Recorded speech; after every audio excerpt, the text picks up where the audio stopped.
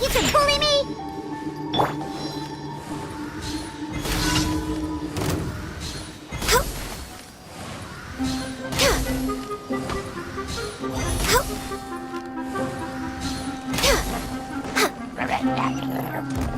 No touching!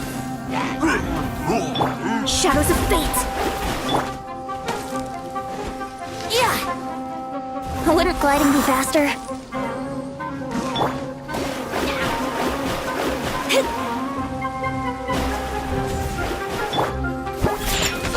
Here we go!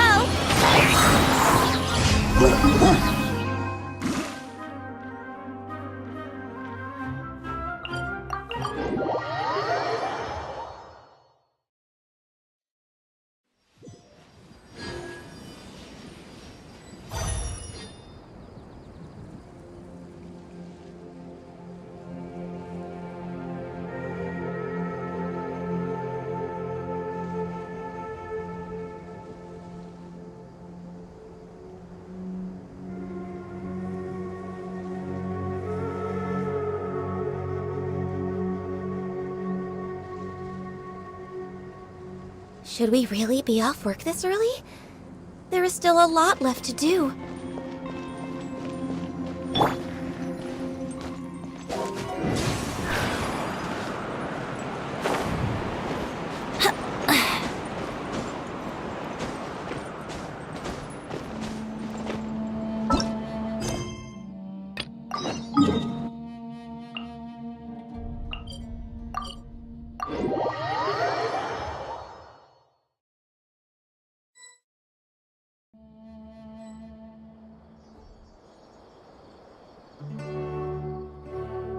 Come on, serious suggestions, please. I'm not trying to write a thriller here.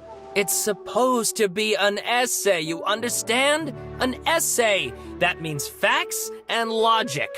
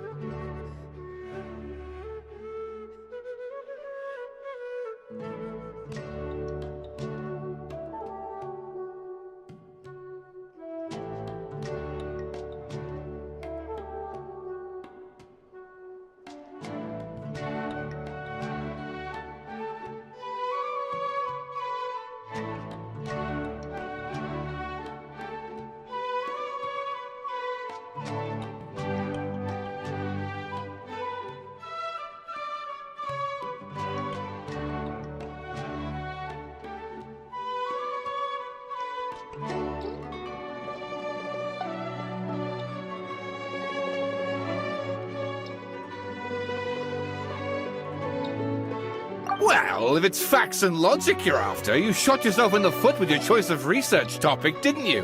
The Tatara Suna mystery. When so much remains unexplained, there's little to be objective about. Unless, of course, you restrict yourself to textual criticism. Yeah, well, this is my teacher's area of research. I can't change that. But it's fascinating enough without having to sensationalize it, don't you think? The strange location, the missing details, a mysterious person. I want to write my essay on something interesting, and I'm interested in getting to the bottom of all this. That's the only reason I came to you. Yes, you came to me, so all the more reason to take my advice. The fact is, it's the dramatization that will make people want to read it. There's no getting around that. Okay, but... Did one of them just mention Tatara Suna? But that's all the way Amina Huh. Is it just Paimon, or is it kinda unusual for someone in Sumeru to want to write a paper about that? Everyone here's just going about their business. Maybe it really is just Paimon. Guess people here are free to research pretty much anything. Great! Let's go find out what this Tatarasuna mystery is all about.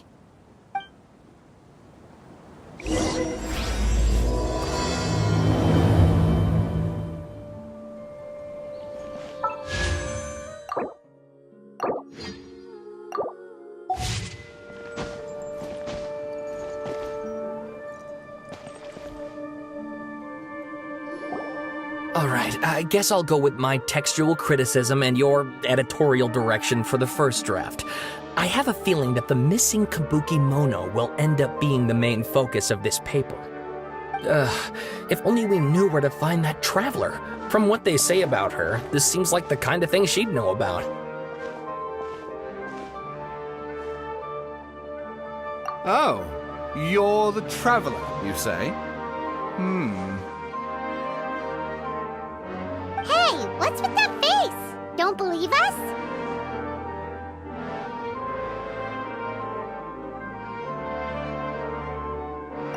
No, of course I believe you. Actually, I first heard about your great exploits when I was still in Inazuma. This is my first time coming face to face with you and your mysterious silver-haired companion. I couldn't believe my luck, and out of force of habit, I started, examining the evidence. Sorry. Oh, Sawada, for the love of... Sorry, we don't get out much, so our social skills are kinda lacking. Traveler, I hear you've helped many people a great deal and been to many places. Would you be able to tell us about Tatarasuna? Actually, we don't know much about that place either. In fact, we only came over here because we heard you talking about it and wanted to learn more. I see. My teacher chose this area of research as a personal challenge.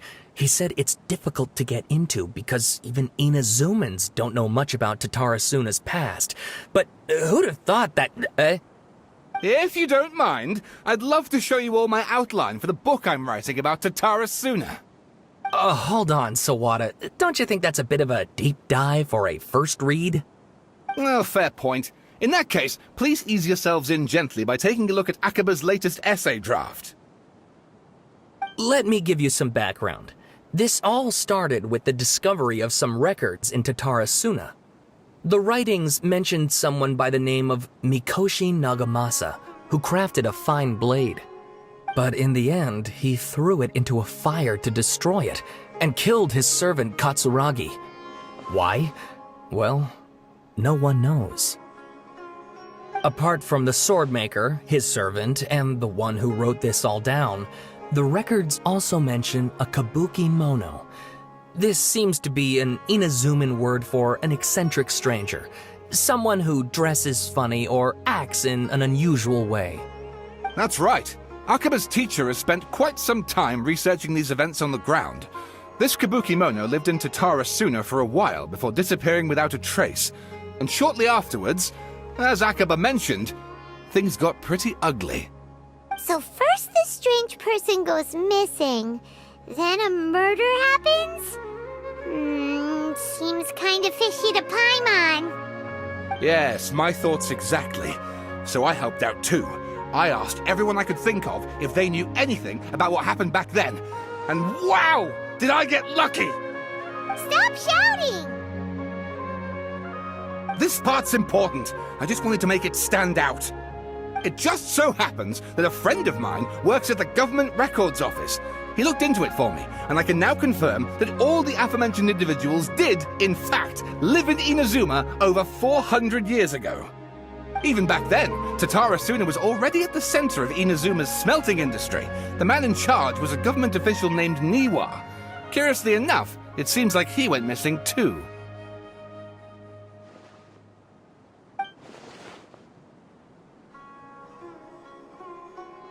Wait, so there are two missing people in the story now? That's right! What's more, Niwa is a name with a lot of history to it. Have you ever heard of the great swordsmith clans of Inazuma? Oh, the swordsmiths? Yeah, like Ishin art and so on?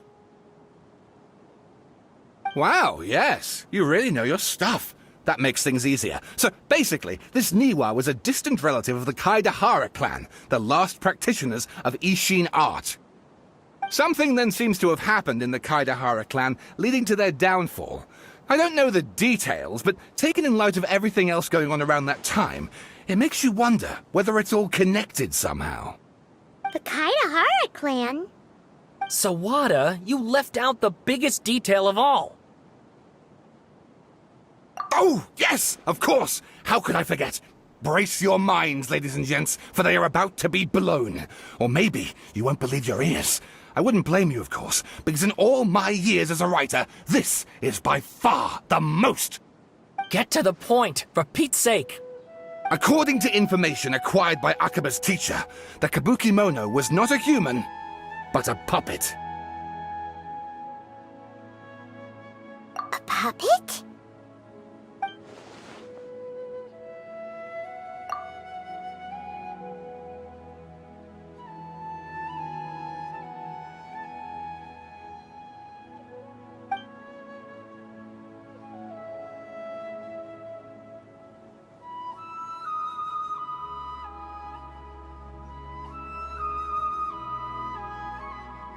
Aha!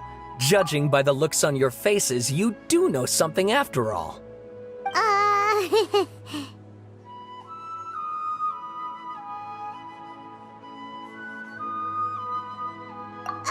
No! Paimon just meant,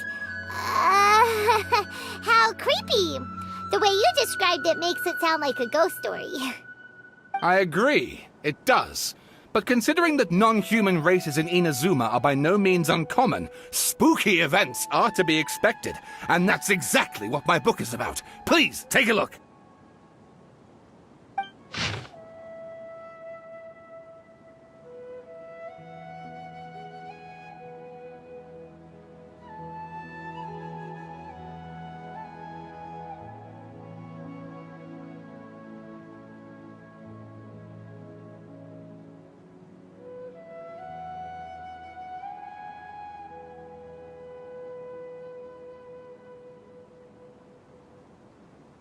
Oh, and please read my essay draft as well.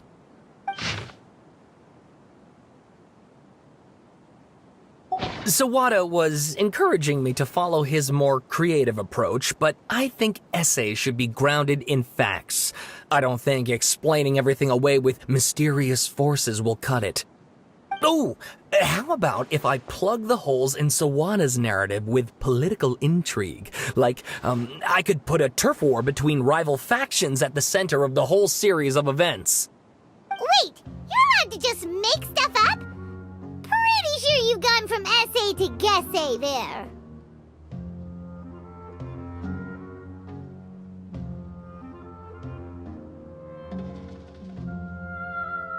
Akaba, look. Your teacher has researched this extensively. I've reached out to everyone I could think of. Whatever information we have now is all that there is to know. This is as much detail as you're ever going to get.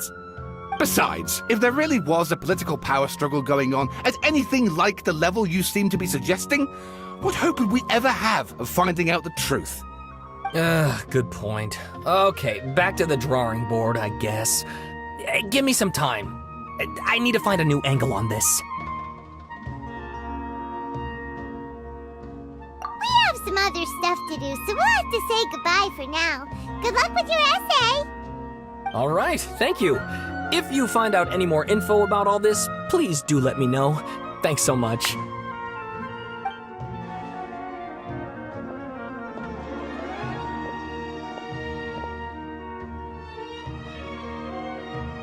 Hey, so that thing they were talking about, it has to do with the balladeer, doesn't it? Okay, then even if we did know something about it, we probably couldn't share it with them, huh? After all, we kicked his butt and got him locked up. Information about people like that is usually super confidential, isn't it? If you ask Paimon, Akaba should just pick a different topic. There must be as many essay topics as there are trees in the forest. There's no point in...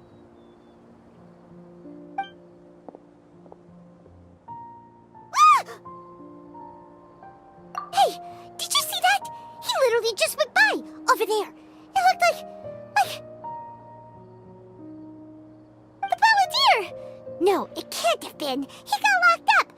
Oh, quick, let's catch up and see.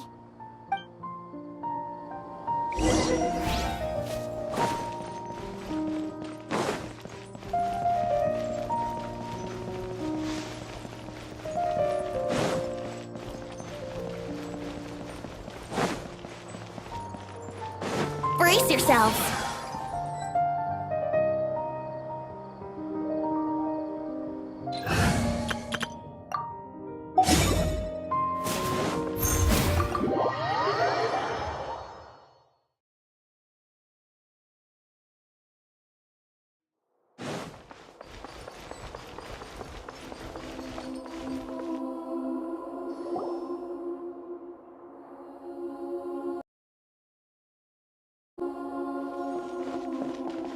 Traveler, Paimon, there you are.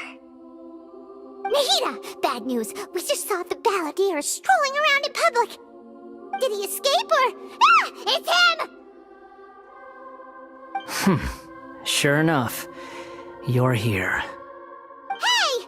What are you doing in the sanctuary of Surasthana? Aren't you supposed to be lacked up? I know you must have a lot of questions. Please, allow me to explain. It was my idea to set the Balladeer free.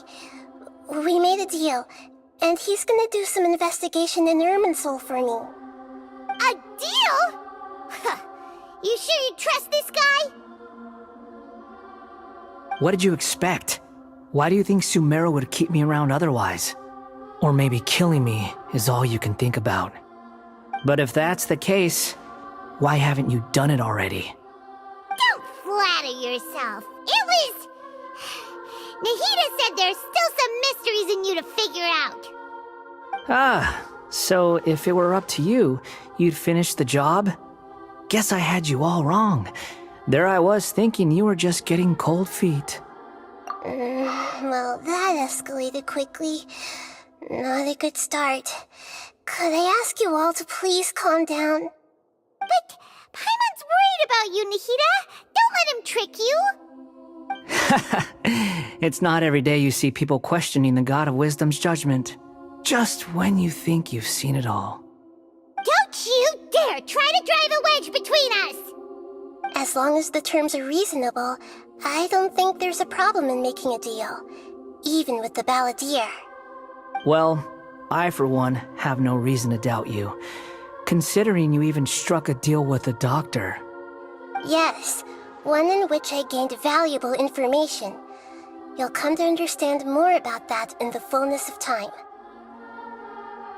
The Balladeer's power was all but completely spent after your battle. He's no longer strong enough to be a strategic threat to us. That puts him in quite a precarious position. Plus, he's a former Harbinger with knowledge of many of the Fatui's sensitive secrets. Being stuck here in Sumeru could make him a sitting duck, depending on how the Fatui plan to respond. Wait a second. Farmer? You mean, he's not a Harbinger anymore? I take no pleasure in saying this, but it seems as if the doctor had no intention of welcoming back a loser, so...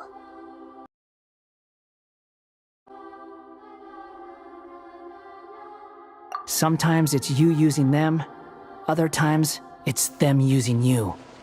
Most human relationships are this way. Certainly all the stable ones are. That's how it was between me and the Fatui, and also between each of the Harbingers. So as long as you have some value to offer, nobody will ever abandon you. But after recent events, even I have to admit that I'm not worth quite what I used to be.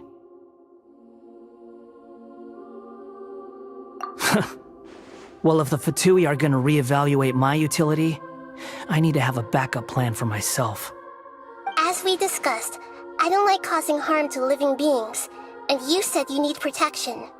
So, why not join forces with us? I think these two have made their objection to that idea fairly clear, don't you? And they're your friends, so I guess you'll be siding with them. Yeah, obviously! Nahida, don't listen to him! Then let's put that discussion to the side for now. We still have time. Today can be a trial run. Where we go from here will depend on how well we manage to cooperate today. All right, then I'll do what we agreed. Good. Go now, and keep in touch. Nahida, are you serious about this? Yes. I have my reasons for this decision. In fact, I'm largely doing it for your benefit. Yes. As I told you once before, there's information about your twin in Irminsul. Oh, yeah. Actually, that's the whole reason we came to see you today. So, you have an update on that? Mm-hmm. You may remember me mentioning that the Fatui had not included your twin's details in the Descender category. This is an extremely important point.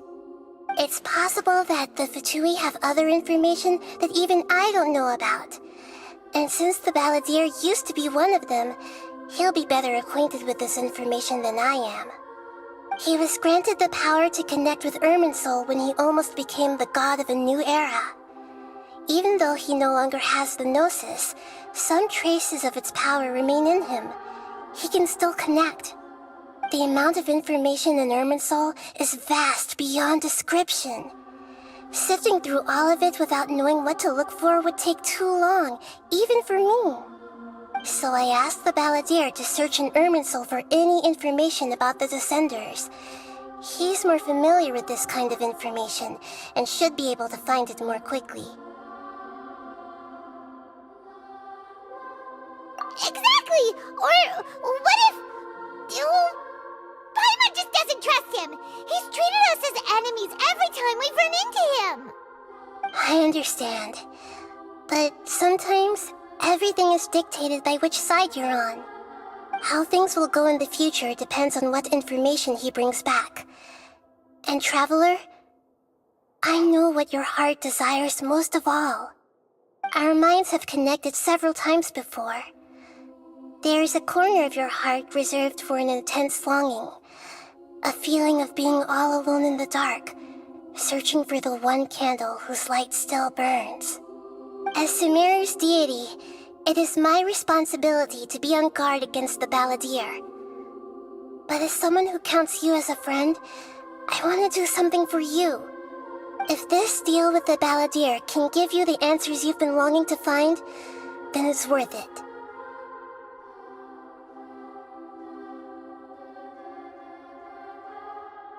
It's my pleasure, really.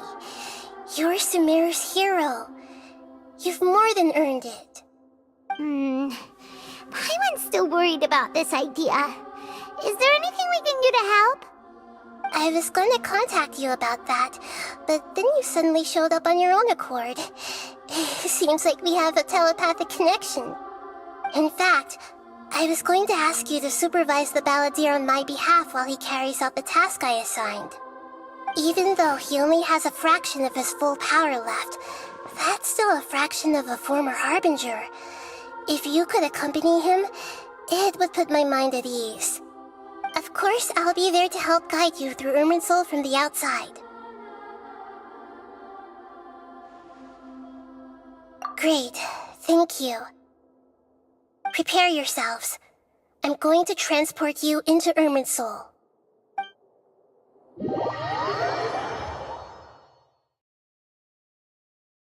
Wow, it looks pretty different here compared to last time. The colors are gentler. Guess that must be because Sumeru's at peace now.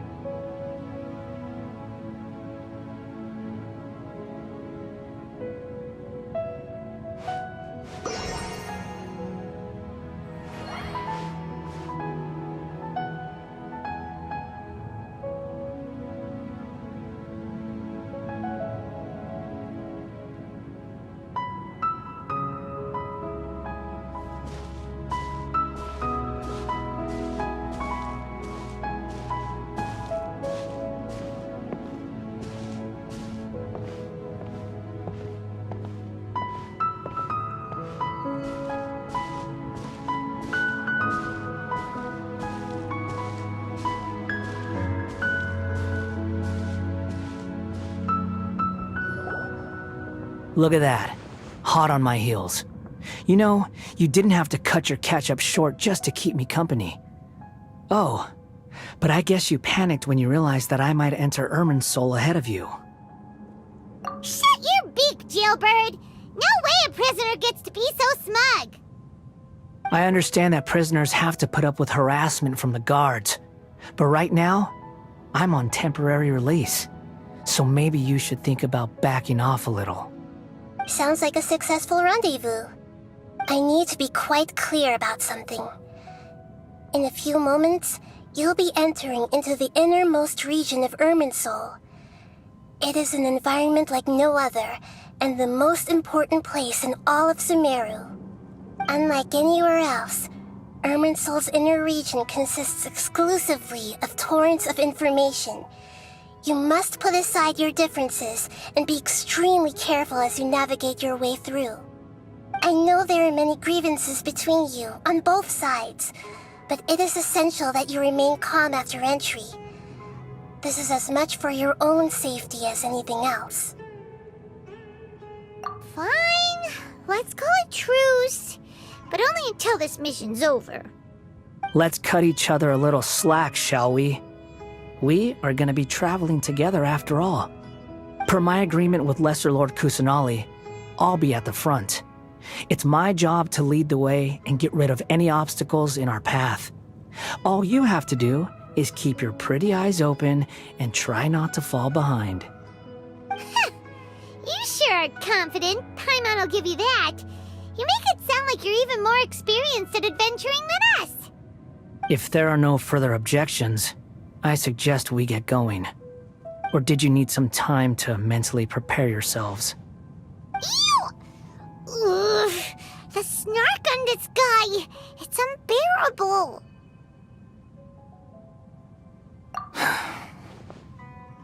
We can start now. Irminsul access granted. Initiating connection procedure. Is this a small sapling? Oh, darn it! Come on, let's catch up with him.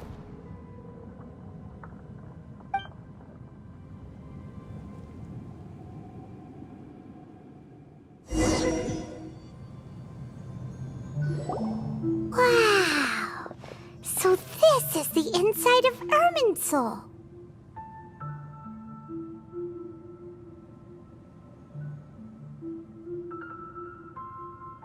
Ooh, Paimon's never seen anything like this, and it feels like a sacred place. Irminsul is closely intertwined with the entirety of Teyvat. Every bit of information flowing here means something. Pick your jaws up off the floor. It's time to go. Why is it that Paimon just wants to do the opposite of everything he says? Lesser Lord Kusanali, we will now proceed to the heart of Irminsul. Can you still sense where the heart of Irminsul is? Yes. Permission to begin searching for information there? Permission granted. Go ahead. Let's go. Stay close. Don't go running off. Hey, so, say we did go running off in here. What would happen? What are you smirking at? I was just imagining the look on your travel companion's face if you went and got lost. Anything's possible in here. You can't rule anything out. So if you want to stay safe, your best option is to stick close to me.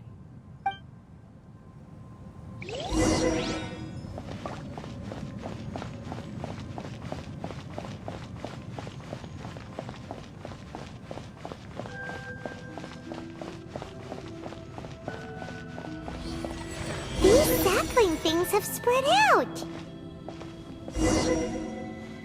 Those are all packets of information from inside Irminsul. Be careful not to touch them.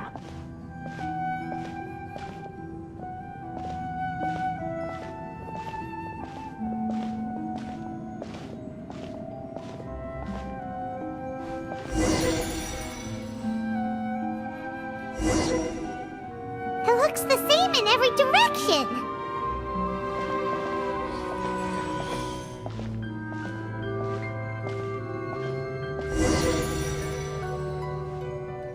wonder he mentioned about getting lost. Huh. What do you know? He was actually telling the truth.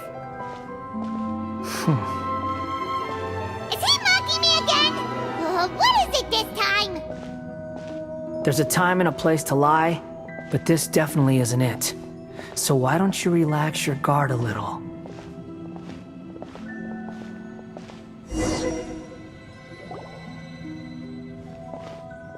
We're here. What a huge tree!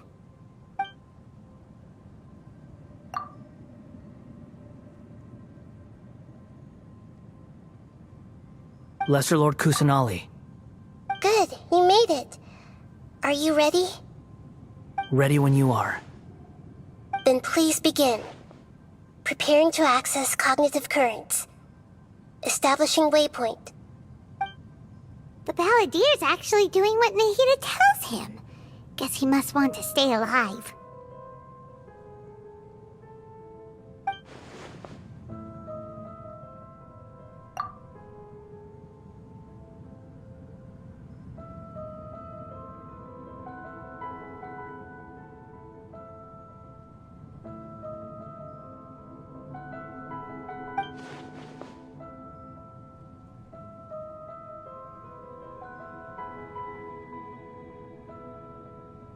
The rest is up to you.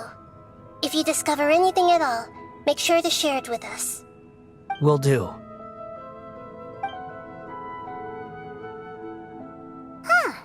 For once, we're the ones with nothing to do.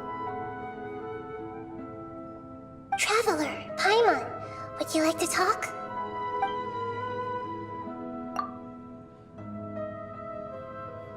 Yes, I've also invited Paimon to join. What the? We can talk to each other inside our heads?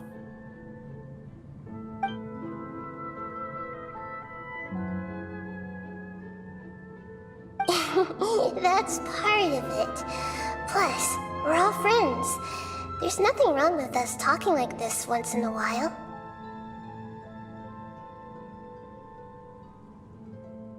Paimon's never tried this before. This is great! So, Paimon's been wanting to ask you something. Don't you think the Balladeer's a bit of a walking contradiction? He's always talking back, but he seems to listen to what you say.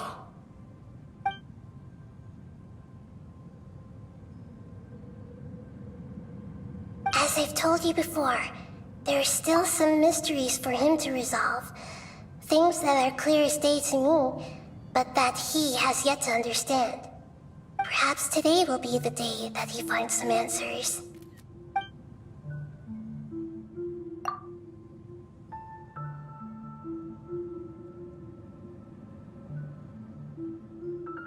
Well done.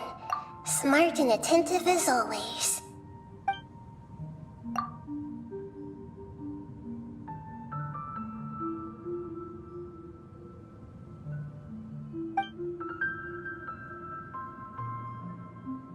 So, you made contact with that part of his mind. Well, it's true. Betrayal turned the Balladeer into the person he is today. Paimon thought nothing could get under that guy's skin. Turns out, he can get hurt and angry just like anyone else. Everyone has a history, Paimon. Even if you're a puppet created by the Electro Archon. Speaking of puppets, we ran into two people at the Academia today talking about an essay.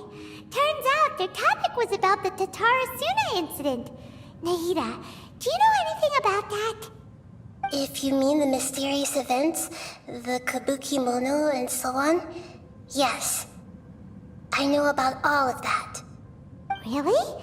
Because from what they were saying, it sounded like lots of Tatarasuna's history is still unexplained. And most of the information we have now is just from people filling the gaps with their imagination. At least that's what they thought. Oh? How interesting.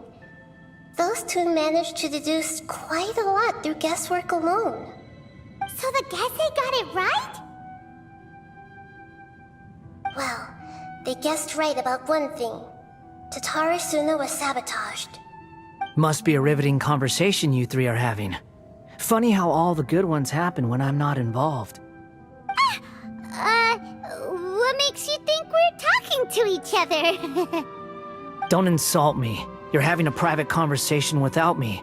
Obviously, I must be the topic of said conversation. Of course you do. You can't have your prisoner knowing too much. So, have you found anything yet? Still looking. Don't get your hopes up, though.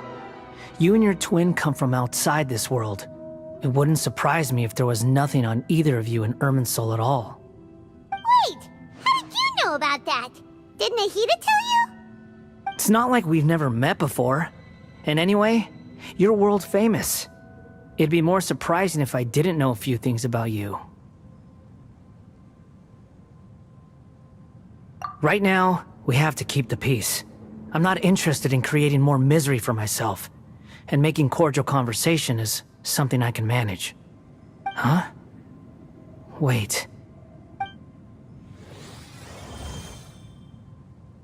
This light, it looks similar to those saplings. What could it be? Anonymous data. Hey, don't you forget the agreement! You have to share it with us! Shh. Just wait.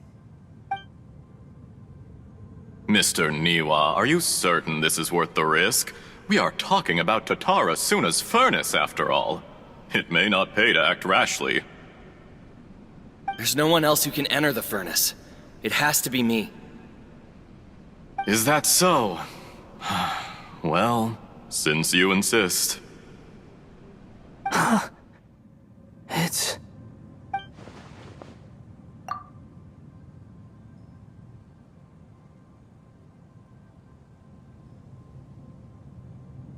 Whoa!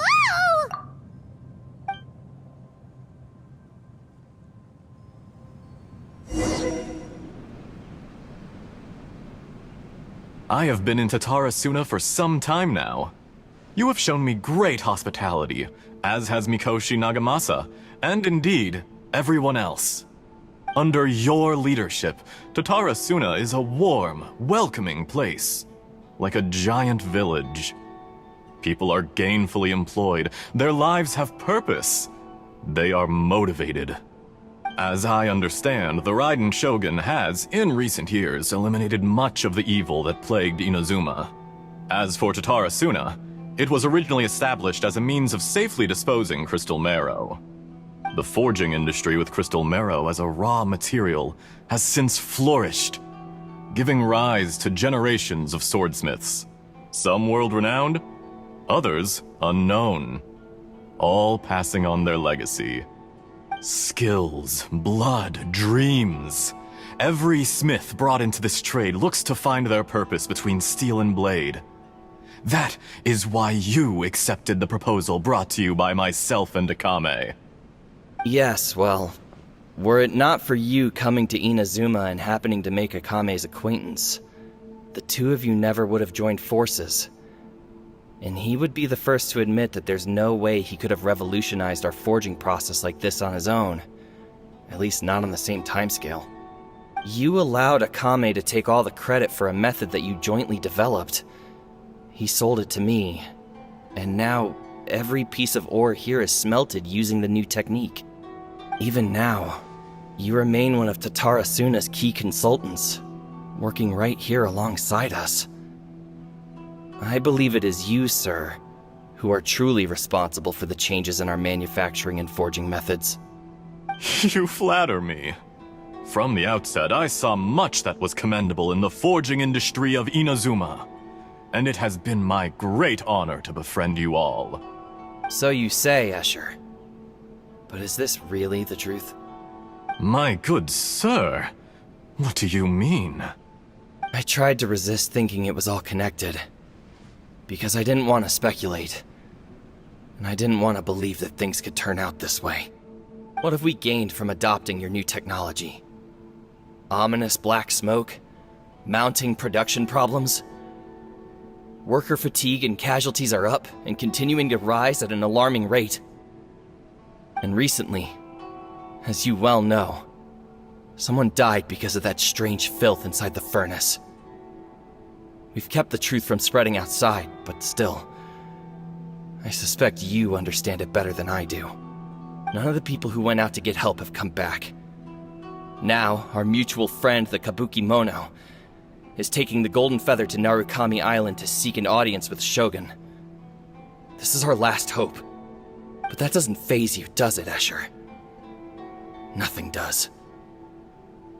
Otherwise, why would you still be standing there with that smile on your face? I'm just surprised that you finally chose to be so sincere.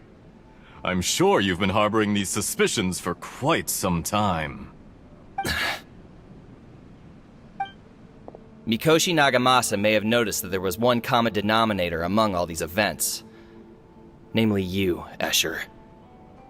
But Mr. Mikoshi is more cautious than I. He does things by the book. After all, Nagamasa is the adopted son of Mikoshi Torachiyo, the yokai struck down by the Shogun's own hand. If he truly seeks to redeem his family's honor, an abundance of caution is well advised. You're well informed on the subtleties of his situation for a mechanic all the way from Fontaine. Are you sure you're not a little overqualified? Why, Mr. Niwa, are you suggesting I find a job as a diplomat? Sadly, I am so very attached to my craft. Enough, Escher. I'm here because an evil force is raging inside the furnace. And someone needs to take your new device inside the high-risk zone so we can absorb it and put an end to the problem. I'm in charge here. And I'm about to take some responsibility and head inside. Probably to my death. But what about you? What are you still doing here? Judging from the look in your eyes, you don't seem to trust me. Drop the act! We're past that now. Whoever you are, it looks like your plan to destroy Tatara Suna has worked. I just want to know what you're still doing here. What's left? Don't you have all your answers by now? Honestly, I'm just waiting for the right moment. A moment like this, where you finish talking and I stop you from entering the furnace. You...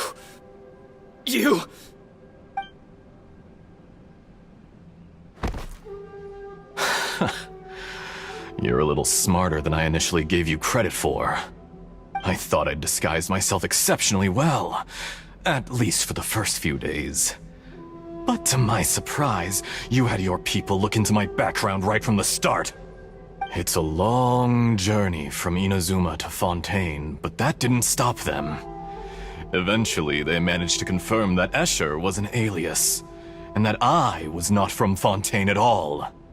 And yet, despite all of that, you still fail to realize my true identity, and what I seek in Tatara Suna. Did you really think you would be able to see through my plan? If you kill me, there's no one who can get inside the furnace. So you're really going to destroy this place? Is that it? Oh, but you're quite wrong. There is one other person. Some may not see him as a person, but you told him yourself. You're not a puppet. You're a human. You're just missing a heart. Whoever you're working for won't get away with this. They'll be found out. But this makes no sense. What are you really trying to accomplish by all this? Why go to all this trouble? It's no trouble at all. Patience is a virtue which I have in abundance. This is all part of a carefully controlled experiment. If you must know, I'm happy to divulge my true identity. I'm a Fatui Harbinger. Call me the Doctor. The Fatui? Who? What do you want? Just to create a minor inconvenience for your nation. That's it? That's why you gave us your cursed technology? Just to let loose the evil energy from the crystal marrow? Look how even the righteous soul is filled with venom when faced with its demise. My device functions precisely as you say. It is the only chance you have of preventing a catastrophe and keeping the truth from the outside world. However, I did not make it with you in mind. It is easier for a person to be possessed by evil spirits when they are filled with hate. So give in to your fury. I want to see what happens when a malevolent heart is placed into an unsuspecting puppet. Make no mistake, even without you, that pure, innocent puppet would only end up being used by someone else instead. What other reason would a human have for befriending one who is not of our kind?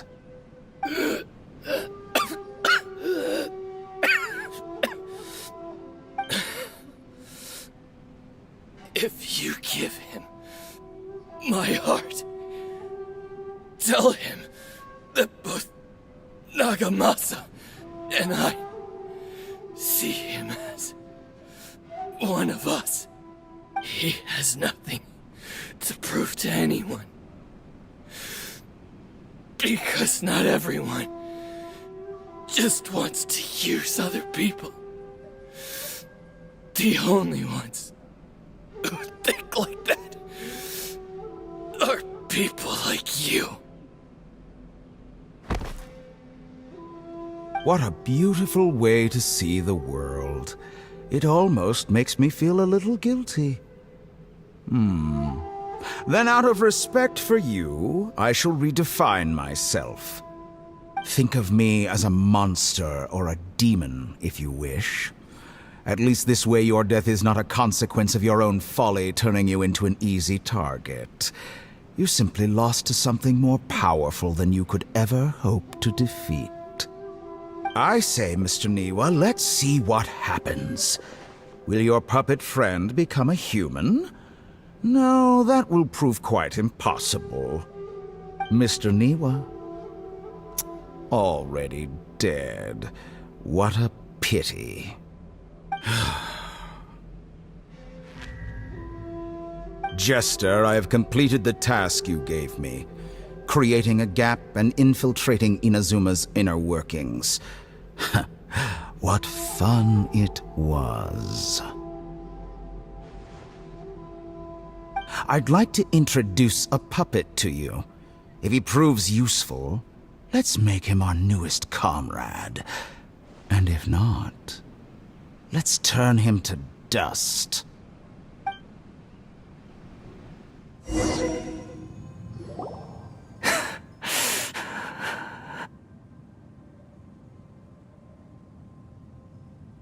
Hey, are you alright?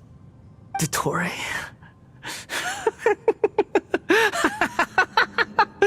Dottore!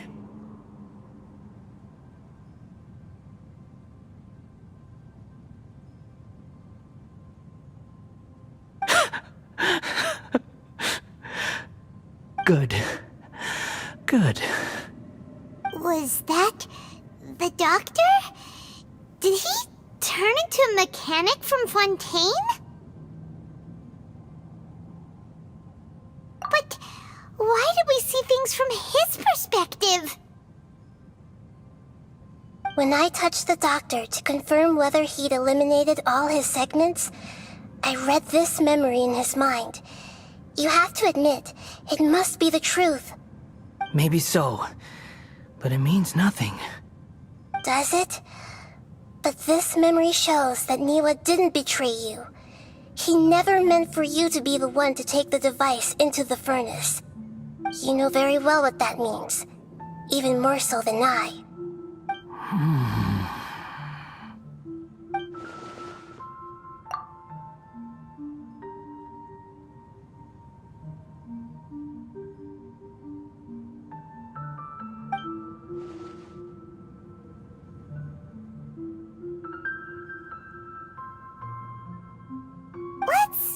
Give him some space.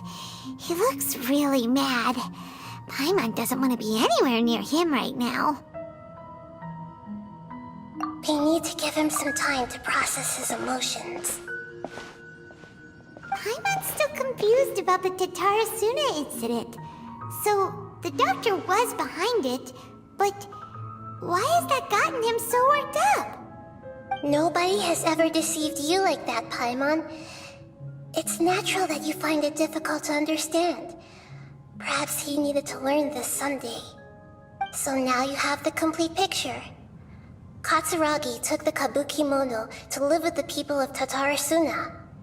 Later, the doctor showed up, disguised as the mechanic from Fontaine. And that's when the trouble began. It was all a horrific experiment planned by the doctor. Everything he did was just to plant seeds of disaster in Inazuma that would bear fruit in the future. Of all the unwitting participants in the doctor's experiment, the balladeer became the main test subject. After the events you just saw in that memory, the doctor put Niwa's heart into the device and handed it to the balladeer. Then, he instructed him to enter the furnace and absorb all the filth caused by the smelting process. The load was far beyond what he expected, but the balladeer survived. He left the furnace in sheer exhaustion and said to the mechanic, "This device seems to have protected me. What's in it?" The mechanic answered, "Niwa fled this place for fear of punishment, but he left you a gift. He said it's the one thing that you've been looking for." He took it straight from the chest of one of his innocent servants. The mechanic removed the withered heart from the device as he spoke. The balladeer was stunned that such unthinkable cruelty had brought him the thing he'd been longing for his entire life. A heart acquired through cold-blooded murder is a cursed thing, but it had protected him from the filth. He thought Niwa had completely betrayed him, and yet this very betrayal had ensured his survival. Overwhelmed with anger and sorrow, the balladeer threw the heart to the ground and left Tatarasuna without looking back. Holy moly. So the doctor killed an innocent man and pinned everything on the victim? That's terrible.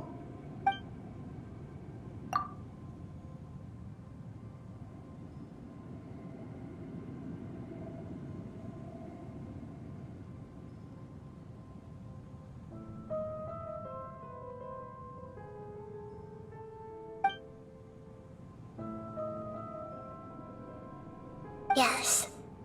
Only if he understands this can he choose a new path forward.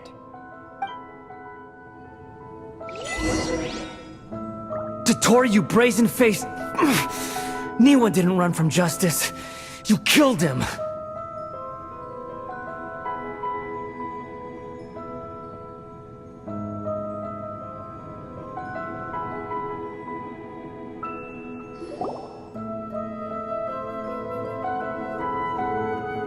Shall we see how he's doing?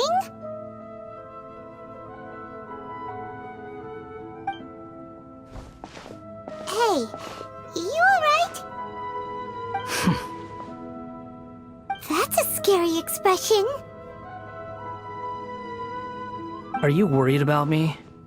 If we didn't have such a history, I'd almost think that qualifies me to be your friend. It won't. I'll keep my end of the deal. Hey, aren't you investigating the stuff we want to know about?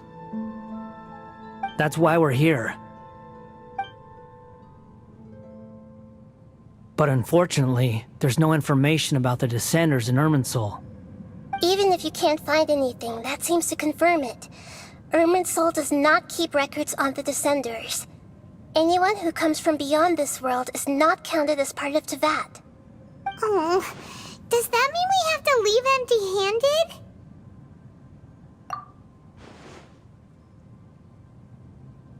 Don't thank me just yet. You look really upset. Well, since Irminsul was a dead end, I guess I can share some other info that might interest you. Huh? About The reason why there are records about your brother in Irminsul. It might have something to do with Conria. Apparently, Conria was his first destination when he arrived in this world. Plus, he only came to this world because the heavens responded to the summoning. The heavens responded? The Jester told me this himself. You can take his word on this. He was a royal mage in Conria, and lived with your brother for a time. I don't know the details. It's up to you whether you want to believe me. All I can say is, I wouldn't lie to you about this. Did you get all that, Lesser Lord Kusanali? Yes. Astonishing news. Does this info count towards my mission? It wasn't from Irminsul, but was it valuable? Very valuable. Good. In that case, I'll take some time for myself now. Huh? What have you done? Lesser Lord Kusanali was right. My power's all but completely spent. Even if I use all of the divine power left in me, I can't sustain this shield for very long. I shared a secret with you, and now you owe me. So in return, I'd like you to answer a question for me. Give me your hand.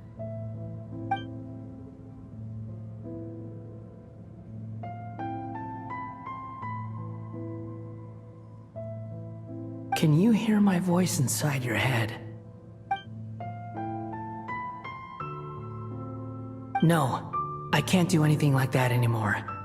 At most, all I can do is exchange a few words with you.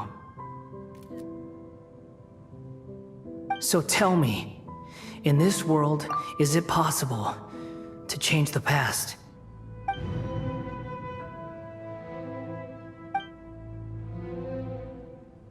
Done. Huh? What the? What happened? Paimon only saw you hold hands for a second. Nothing. I was just thanking her for helping me.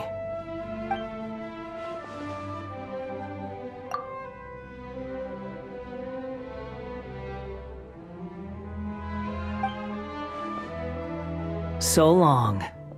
I suggest you get yourselves out of here quickly. Where are you going? Hey, wait up! Didn't you say not to go running off? Fast reaction time, but I don't think we'll be seeing each other again. From this day forth, the names Balladeer and Kabukimono will cease to exist. Those who died in Tatarasuna because of me deserve another chance at life. Hey, Balladeer! Don't do anything stupid! You know, I never did like insects. Hordes of the puny things swarming together can be a real nuisance. And I enjoy nothing more than to stamp them out like the pests they are. But if a colony of harmless ants isn't threatening anyone, I guess they deserve to be left alone. Luckily, everything can be set right. It's time to solve this once and for all. Balladeer! Balladeer! Uh-oh, he disappeared. Come on, we gotta find him somehow.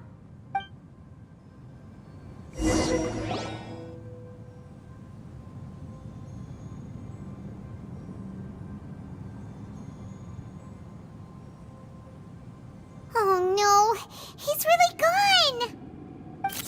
Oh, can you hear me? Nahida! Traveler, Paimon, Balladeer, what happened just now? I was suddenly cut off by some kind of power. It was the Balladeer's fault. He shut you out.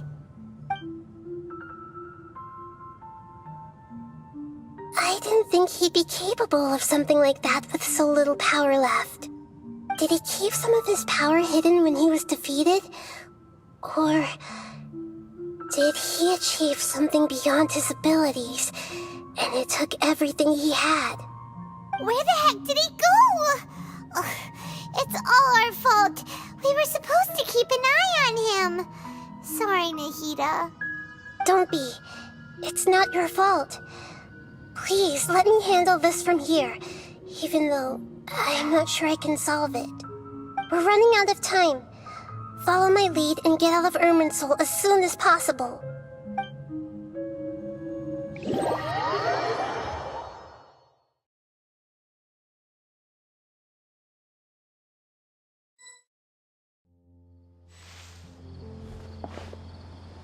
We're out!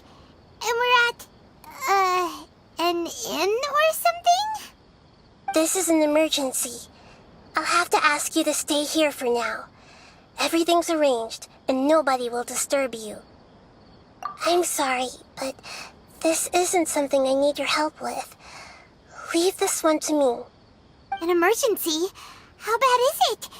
Nagita, will you be okay? Don't worry. If my assessment is correct, though there may be some minor disturbances, it won't lead to a disaster. Please rest and recover your strength here until I say it's safe. Her voice has gone. Paimon can't shake the feeling that something really big has happened. What do you think the Balladeer meant?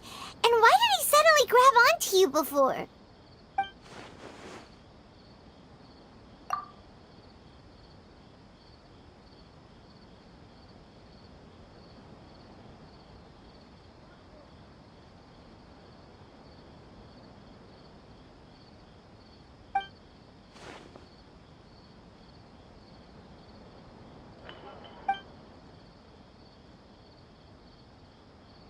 He wants to change the past? But surely that's impossible! Right! You can't just rewrite history! All that stuff happened already in real life! It's like, imagine Paimon drank all the water in this inn. Even if no one was there to see it, Paimon would sure as heck remember drinking it.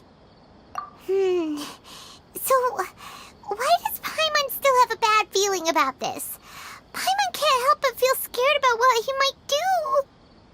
Ooh, Paimon's so confused. Huh? Ah! Sorry, Paimon accidentally... It's the Balladeer's fault for causing Paimon all this mental stress. But erasing yourself from history? It's unthinkable. Is that really possible in Irminsul?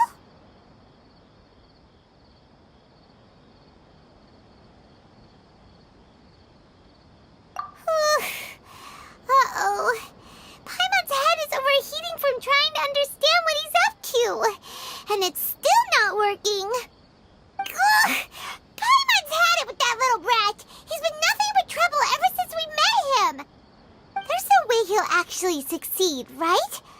Otherwise, won't everyone who's connected to him be affected too?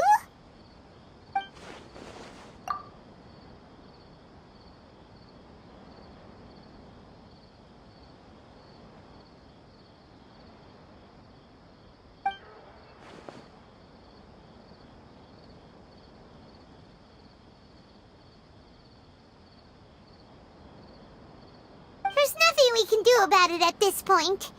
Hey, have you got any ideas on what we should do next? Seems like now there's nothing left for us to do but to go to sleep. But Paimon's still so worried. Paimon won't be able to sleep a wink tonight. So, how about,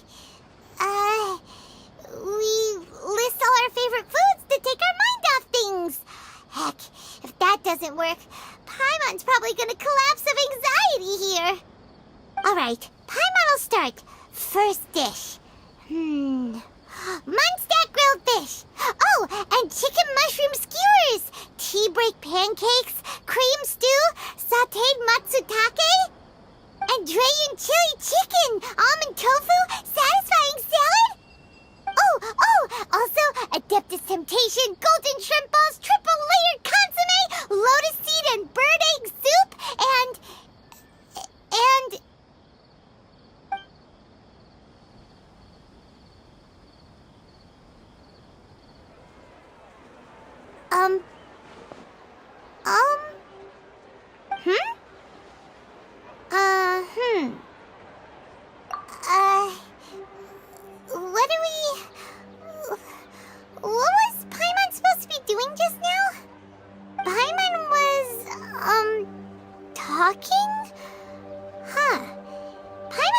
can't remember what she was talking about. What was it again? The balladeer? Is that a food too? Huh. Weird name, though.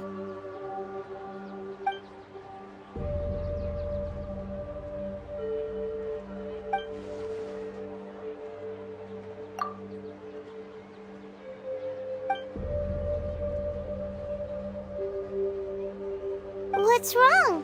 Your eyes are like saucers. Was it something Paimon said?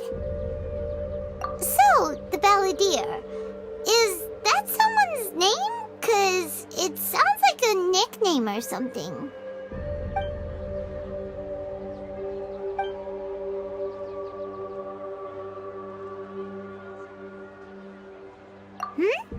Okay, sure. Where are we going? Huh? Fine by Paimon, but is everything okay? You're acting like this is an emergency.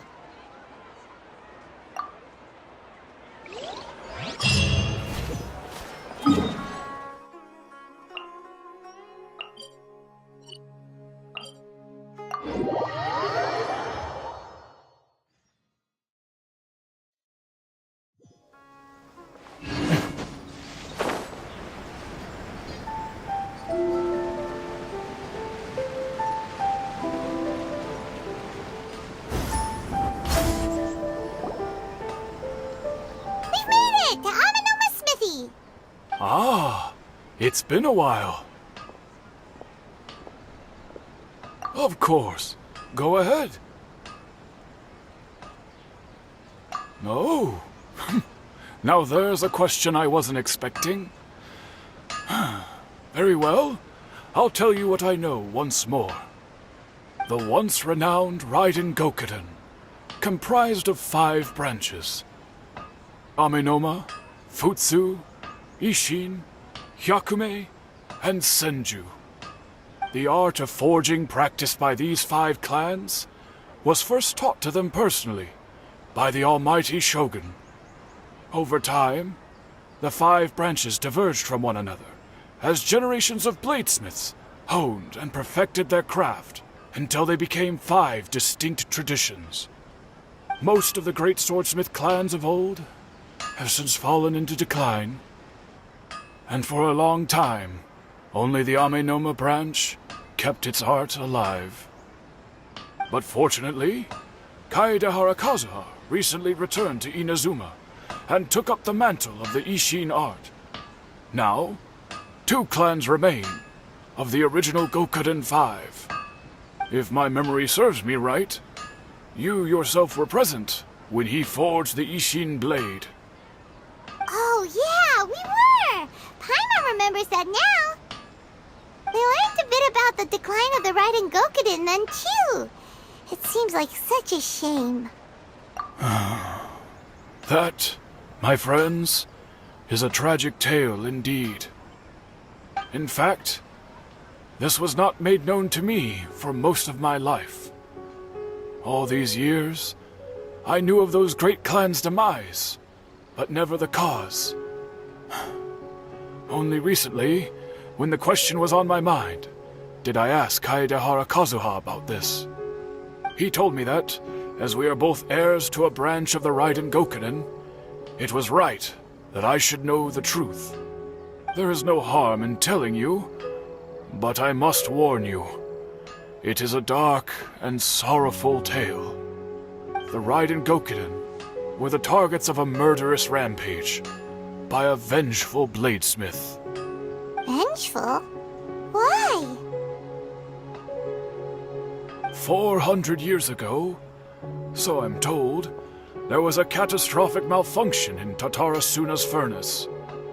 One brave swordsmith heard the commotion and chose not to flee, but he rushed to the scene, hoping to prevent a disaster. Tatarasuna was home to a state-of-the-art forging and smelting operation in that day, and overseeing it was the armory officer. His surname was Niwa, though he had family ties to the Kaedehara clan. Knowing that they had just one chance to save countless lives, Mr. Niwa and the swordsmith leaped together into the furnace.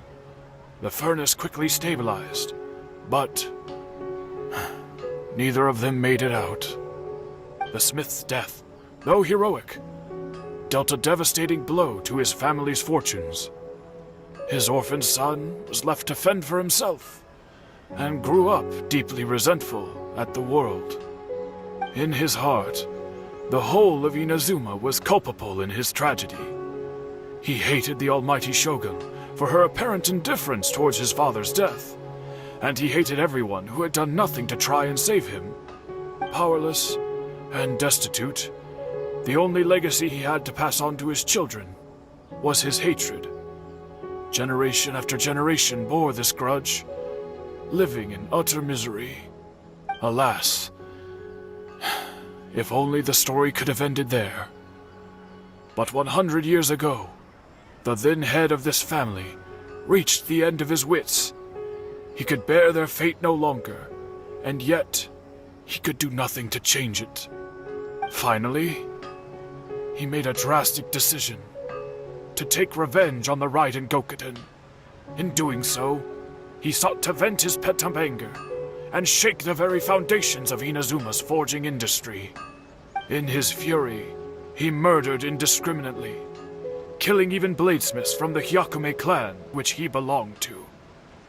His goal was absolute, the devastation of all of the Raiden Gokuden. But when he came to the Kaedehara and Kamisato clans, his killing spree came to an abrupt end. He failed to catch them unawares.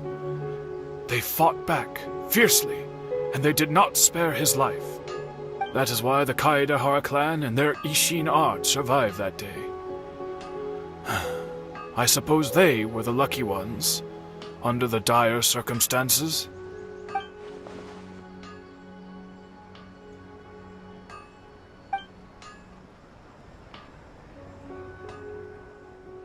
Was there anything else you wanted to ask? Kazuha? Why, yes. Just yesterday, in fact. We spoke for a while over some tea. He seemed well.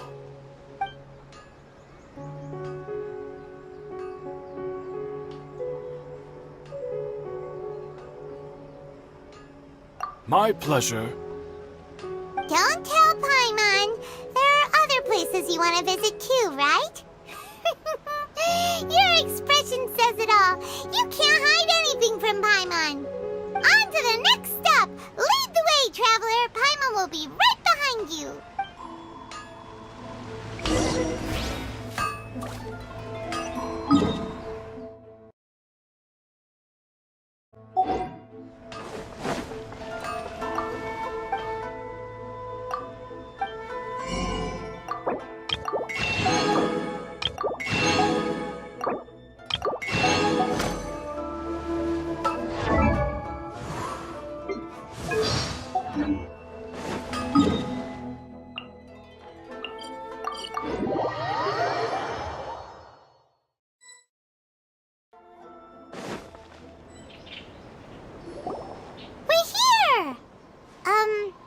This is the Yashiro Commission's headquarters, so...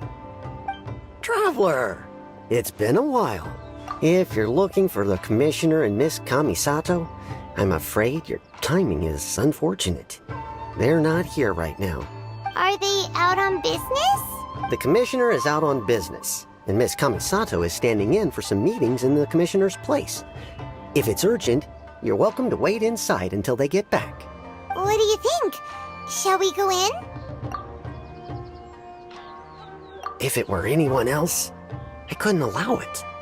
But seeing as you're so close with the Commissioner and Miss Kamisato, I think it should be okay.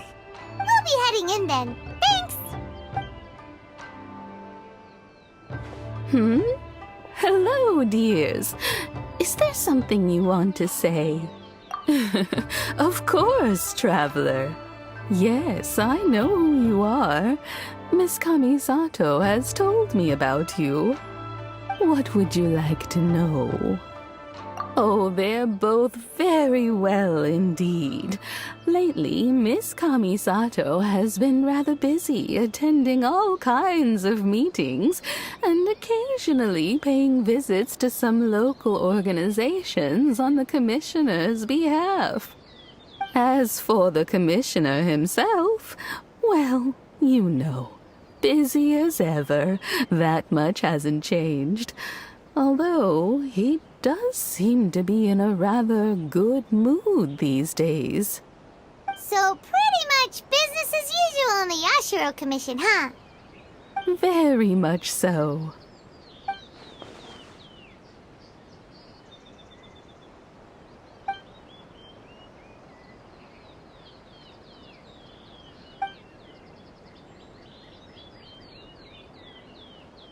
Well, got any more questions?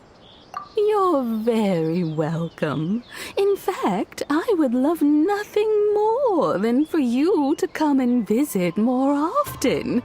But I'm sure you must be far too busy to have time for that.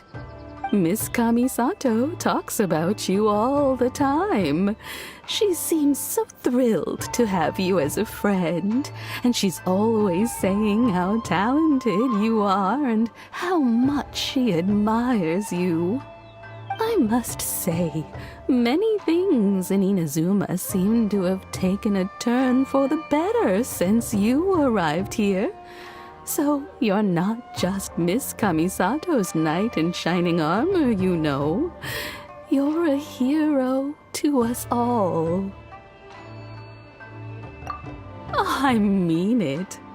Whenever the commissioner dines at home, Toma always joins him. I always find myself at my most relaxed when I'm serving the two of them and listening to them chat away. The commissioner has such a busy schedule that he doesn't always have the chance to take his meals at home.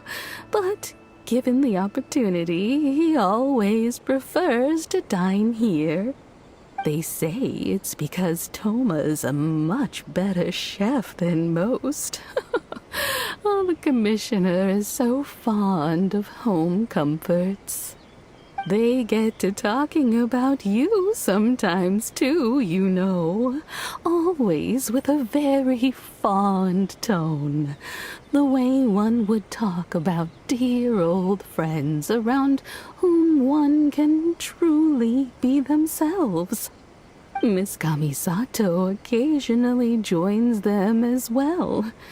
Whenever the whole family gets together and they start talking about people they've met and experiences they've had, you always get a mention.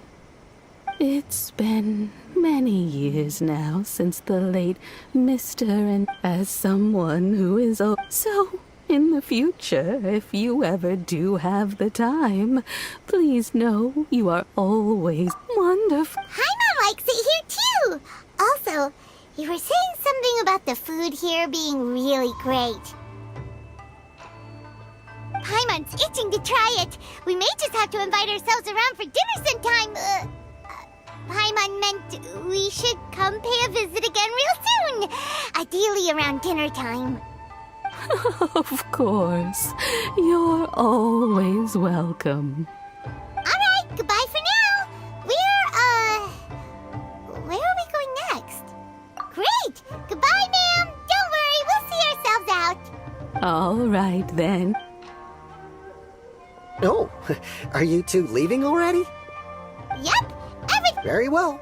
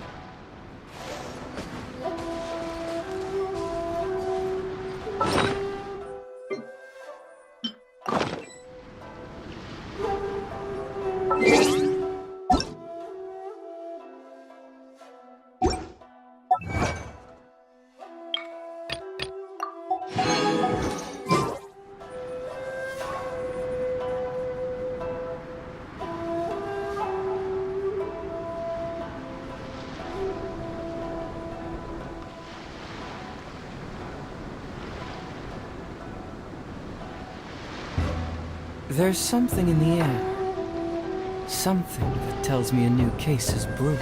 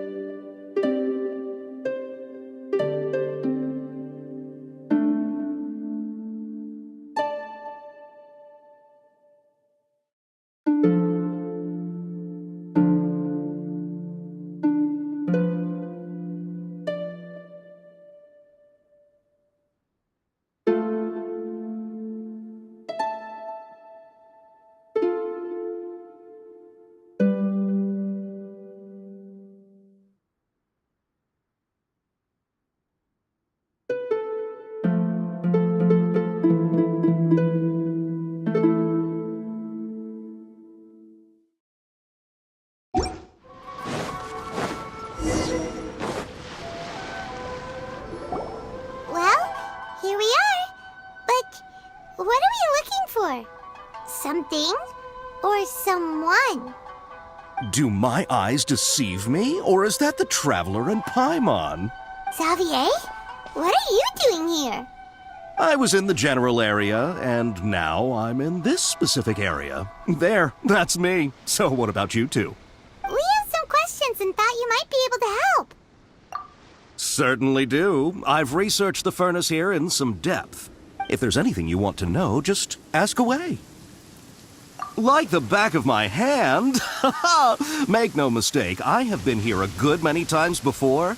Not only that, but I've met people in Inazuma whose families used to live in Tatarasuna years ago. They said it's all true, the history here.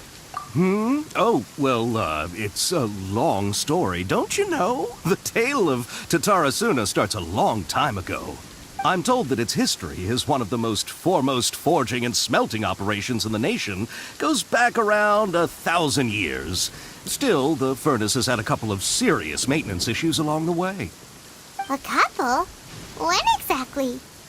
One was just in the last few years, the other was several hundred years ago.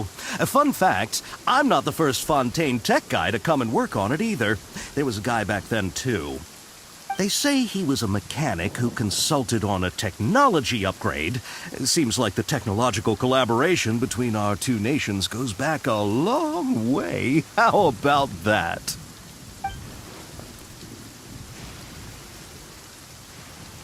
Hey, weren't you gonna ask Xavier something about Tatarasuna? Come on, ask already. Oh, I didn't realize you two were here for a history lesson. Me neither. Paimon doesn't know what's gotten into this one today. Feels like we've been preparing for a history exam or something. What brought this on? Did you just wake up today with a sudden burning desire for historical knowledge? Sure, go ahead. A kabuki mono? No, I can't say that I have. I do know the word, Inazuman, for those eccentric types who always go around dressed to the nines. Just the sort of person that I'd like to meet, actually. But sadly, I've never had the pleasure, nor have I come across anything to do with a kabuki mono where Tatara Suna is concerned.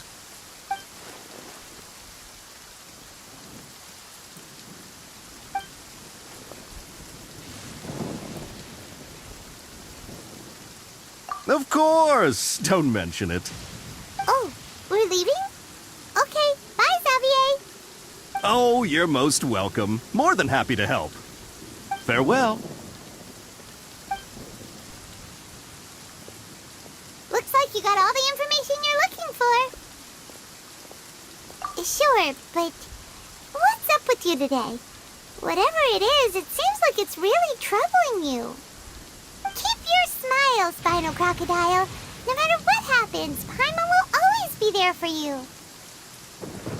Hey, don't mention it. Alright, let's head off and go meet Nahida.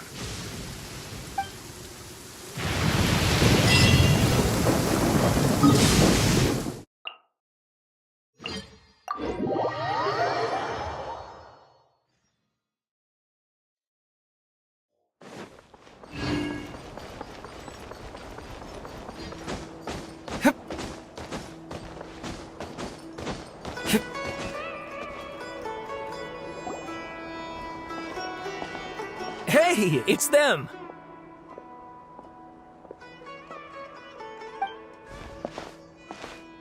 Akaba, Sawada, you're still here?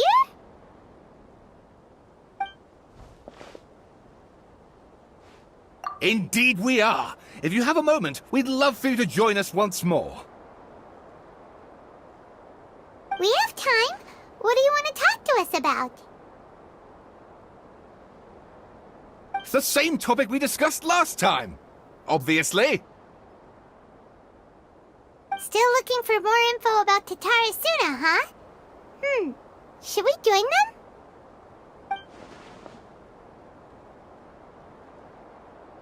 Unfortunately, we haven't made any real progress. Huh? Oh, of course. I presume you'll want to read mine as well. Here.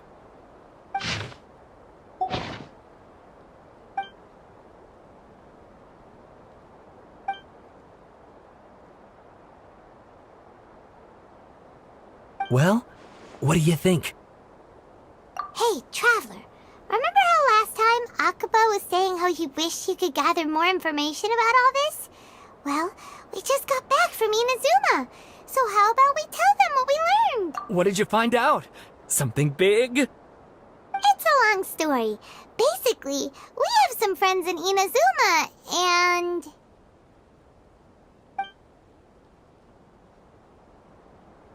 Wow, so many new details. Thank you so much for sharing that with us. Well, well. So it all comes down to one man's desire for revenge. Huh. You heard this from a member of the Amanoma clan, you say? Then I guess it must be true. Ugh. So there's no ghost story here after all. This new information Yes, okay, point taken, you were right. But that doesn't mean I can't carry on with my novel. And they're back at it. These guys are really into this. Oh, so sorry. Look at us, prattling on about our projects and ignoring you. Thank you so much for the information. You're welcome. See ya. Keep us in the loop if you find out anything else. Will do.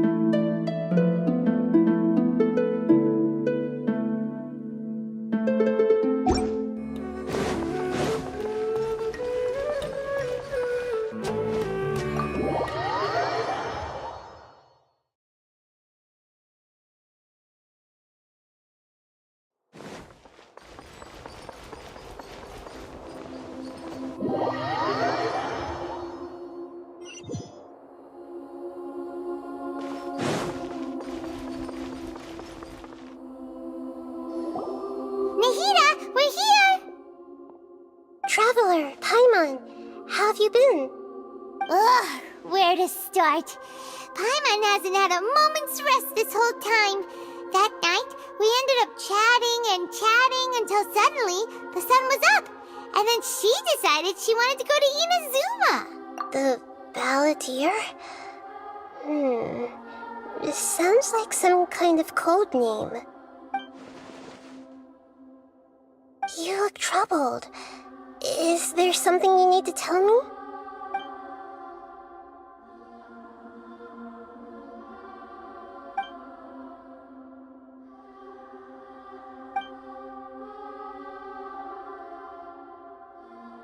Traveler? Hey, what's wrong? You look so upset.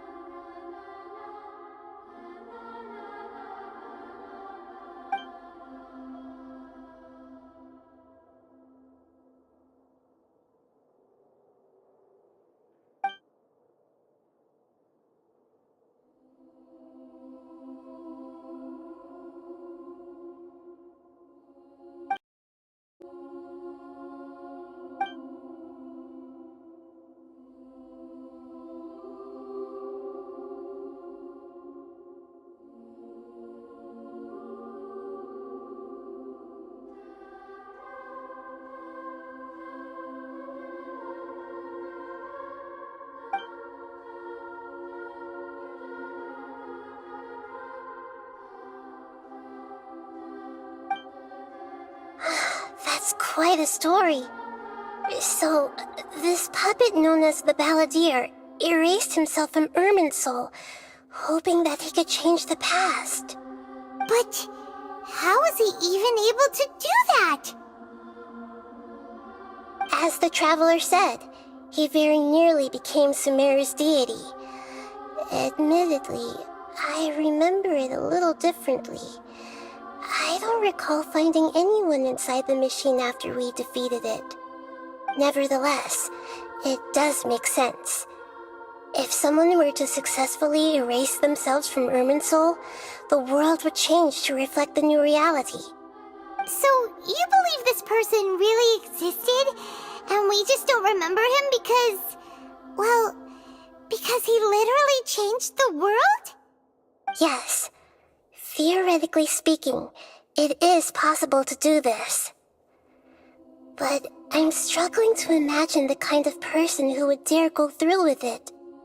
The Traveler comes from a world beyond Chavat.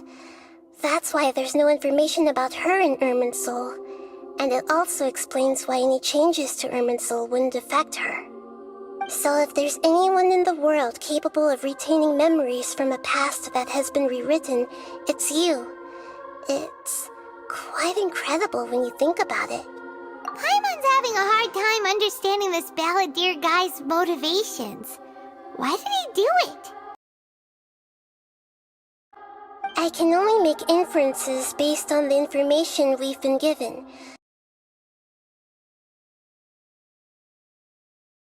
As for what kind of person he was, only you remember that.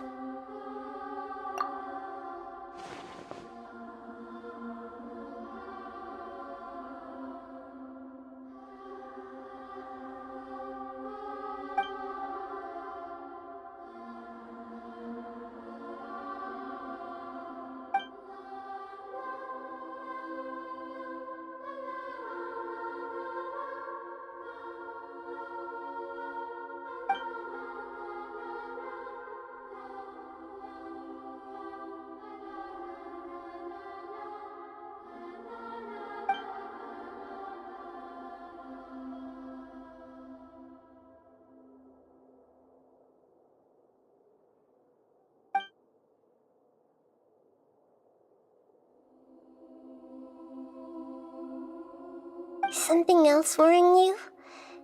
Something that you can't share? It couldn't change the fate of the ones who had died, right? Once the Balladeer realized he hadn't been betrayed after all, It must have completely changed his view of the people of Tatarasuna. Now he saw them as friends again. He couldn't keep hating humans after that. And if he thought there was a chance he could save his old friends, it would be hard not to try. The story makes sense, every part of it. The balladeer tried to achieve godhood with the doctor's help. He was unsuccessful, but retained the power to connect with Irminsul. That power then enabled him to change what was recorded in Irminsul and erase himself, even though he didn't have much strength left. Yeah, it does make sense, but it still ended in tragedy for his friends. It just feels so hopeless. He gave everything to do this, but it seems like he got nothing in return.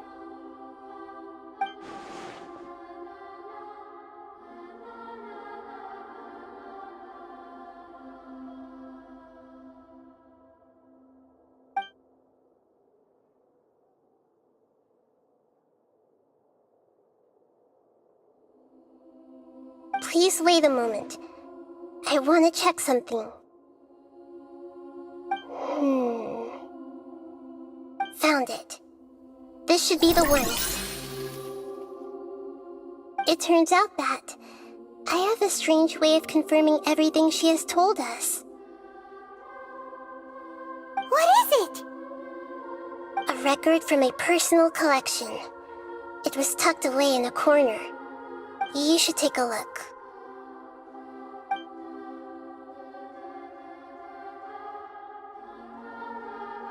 Is this a fairy tale? Who wrote it? I authored this record myself. Huh?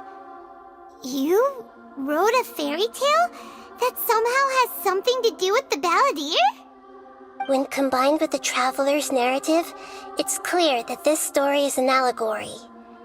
Everything in it is a symbol for something else. Hold on. So this record survived from the past? Yes. Any information about the balladeer or the kabuki mono and other records will have been changed. But I wrote this story in a way that means it was left intact. Changing the information in Irminsul changes to that. But Irminsul can't change information that was well hidden in advance.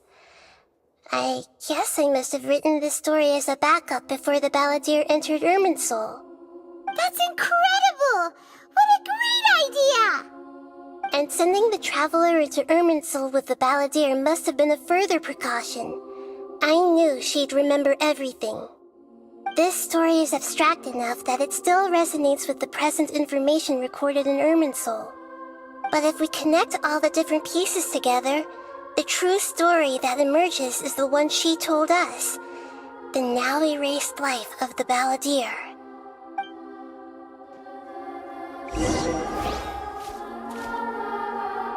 There was once a lone monster draped in fox fur. The monster found a family of foxes, joined them, and they became friends. The monster lived with the family day and night, and everyone treated it as one of their own. Once in a while, the monster would take off its fox fur at night and lament to itself as it gazed at its reflection in the water. I am a monstrosity, yet they are too foolish to see it. I pity them. But the monster soon found solace when another came to live among the foxes who was not their kin. A kitten, carved from the wood of a white tree who had been abandoned by the humans. The kitten too wished to become a fox, but its tail was too slender and it could not grow a coat of richly colored fur. Yet when the other foxes saw this, they spoke words of comfort to the kitten. Even without a tail and fur like ours, you are still one of us. Furious at this happy resolution, the monster lit a fire on the mountain. The terrified animals panicked as the fire spread. The only way to extinguish the flames was to make a sacrifice. a gray fox stood up and addressed the monster. It said, "You are the cleverest among us. Surely you can help us find a way to solve this." The monster smiled, led the fox toward the fire, and murdered it. The gray fox's heart was turned into a beautiful drop of water, clear, spotless, and pure. The monster gave the heart of water to the kitten, telling him, "The foxes have decided. You are the one who must be sacrificed. Take this, quench the flames, and die for your fox kin." The fire was extinguished, but the kitten lived. It left that side of the mountain and found a little bird who had a broken wing. The two promised they would spend their whole lives together, but the little bird did not have long left to live. It passed away soon after. After burying the bird, the kitten left the mountain for good. Never again would it cherish a single creature nor a single blade of grass that stood on that mountain. The kitten spent the nights wandering aimlessly, gnashing its teeth at the moon. How it wished to swallow the moon and devour the moonlight. If the world could only return to darkness, then it would finally be peaceful and content. I will become the new moon, the answer to everything. Then, no one will know that there were once birds, foxes, and cats in this world. And no one can know that they were different.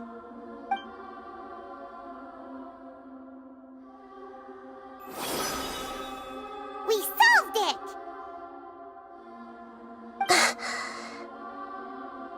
I remember now. This is not just the Balladeer story. It is his very own memories. I made a backup so that it would be preserved no matter what happened. To become a god, he was experimented on and modified countless times. It was brutal torture, and the only reason he was able to survive is that he was a puppet.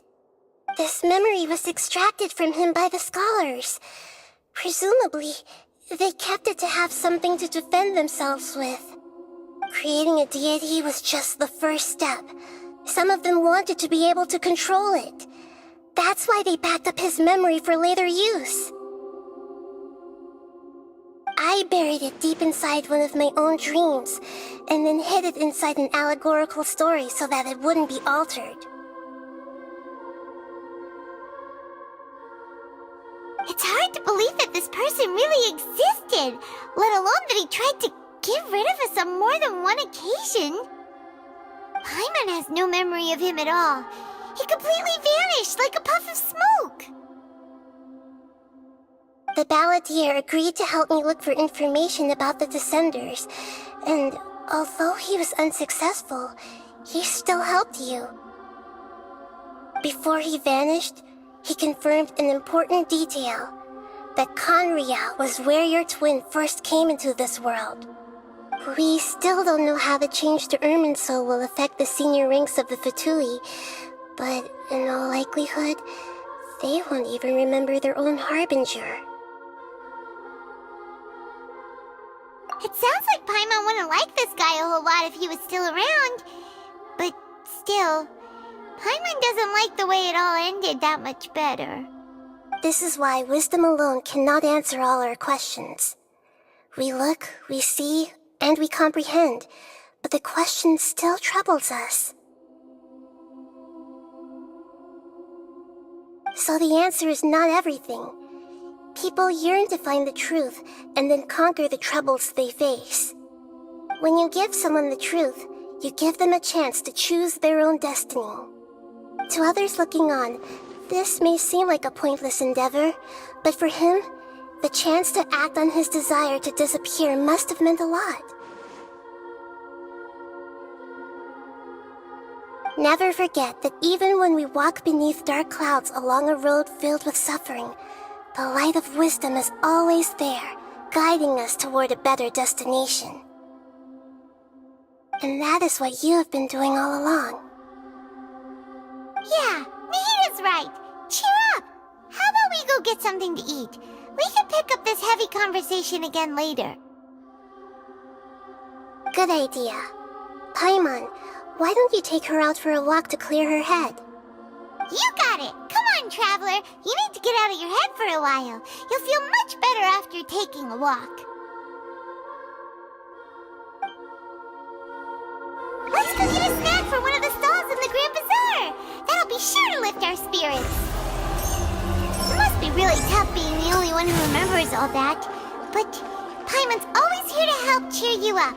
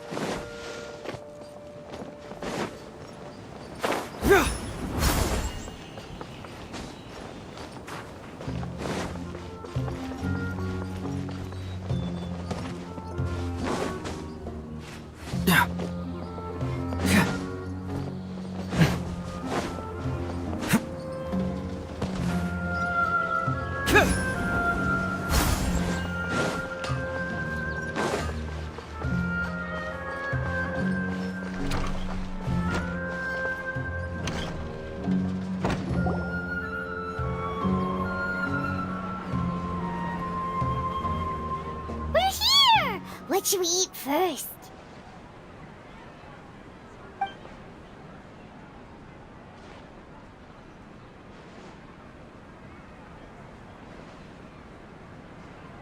Hey, are you gonna answer or what?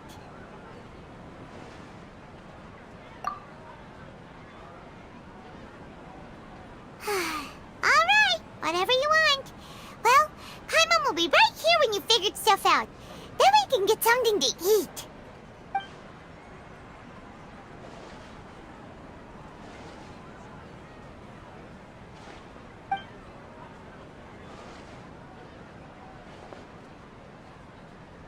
What is it?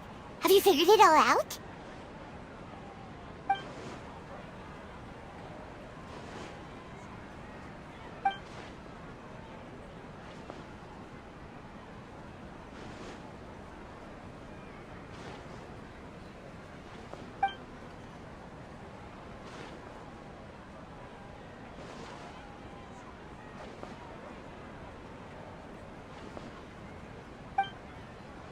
Why'd you jump up all of a sudden?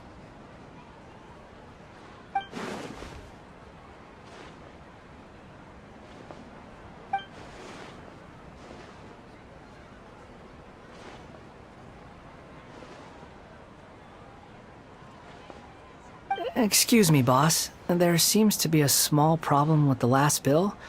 Look, here.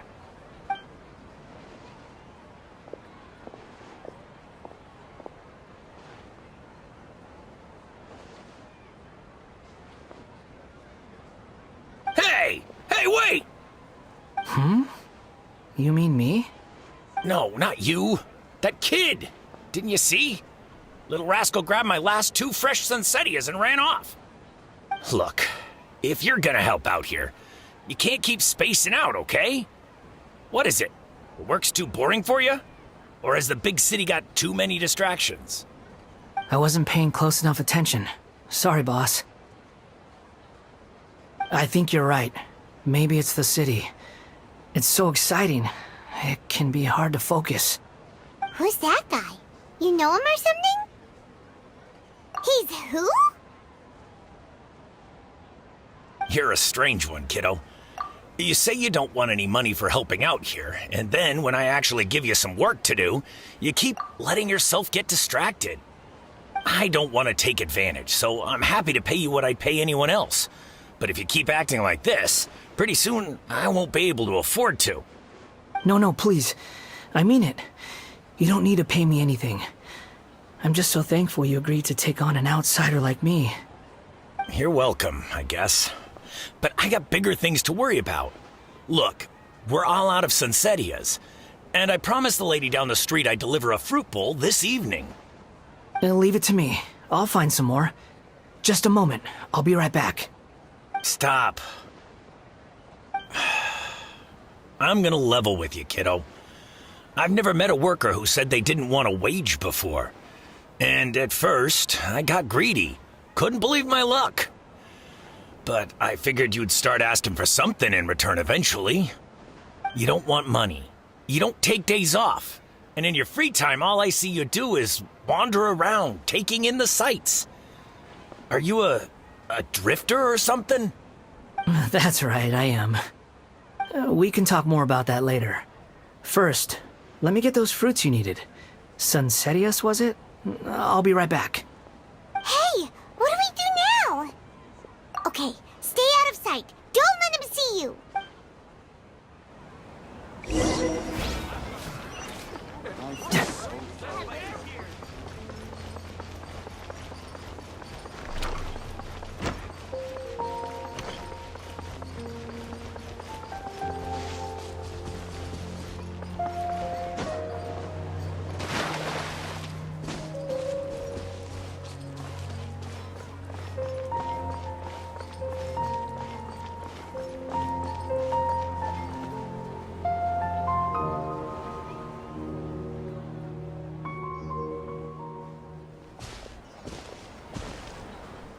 Yeah, this'll do. Even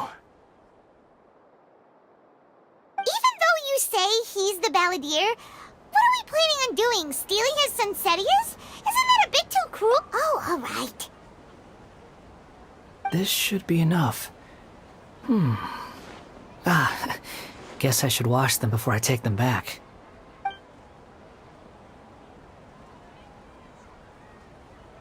Huh? You two over there. Is there something I can help you with? He spotted us! You've been following me all the way from the city. I'd have to be blind not to notice. Have we met before? No, we haven't met. But you know me? I have no recollection. Are you absolutely sure? Sorry, but I just can't take your word for it. A puppet? What makes you think that? Huh? You were right! The look on his face! I guess you do know me after all. That is not something I share with a lot of people. Look, I'm just a wanderer. But seeing as you've gone through all this trouble to track me down, I'm sure whatever it is must be important. Okay, but please let me deliver these goods to my boss first. Are you really working for that guy? He said you don't want any more for it. Is that true? Yes, I ran into him out in the wilderness during a storm, and he let me take shelter in his cart. In return, I said I'd be his helper for a while. That's oddly nice of you. Let me take these back. Then I'll come with you, okay? Then let's return to the city.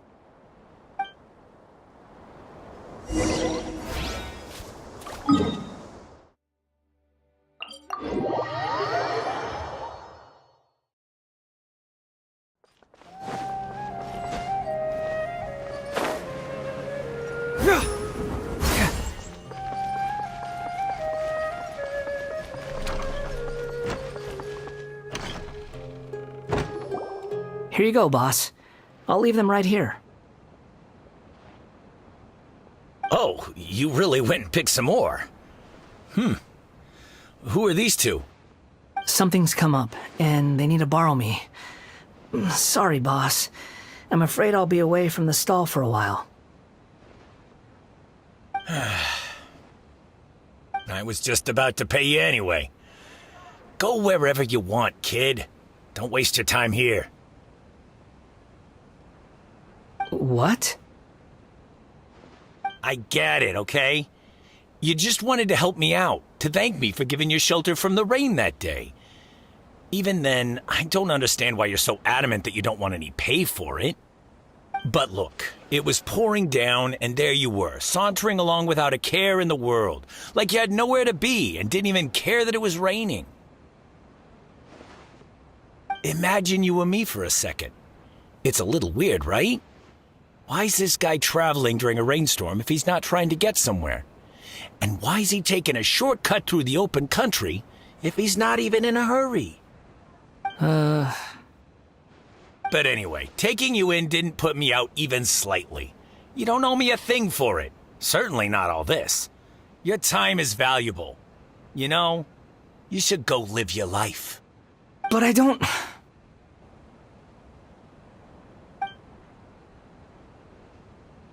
No, you're right.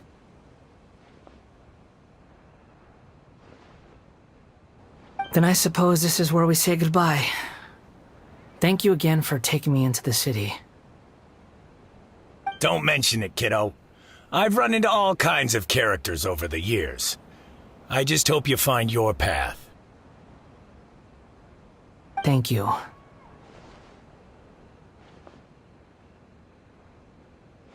All right, done. Thanks for waiting for me. We can go now.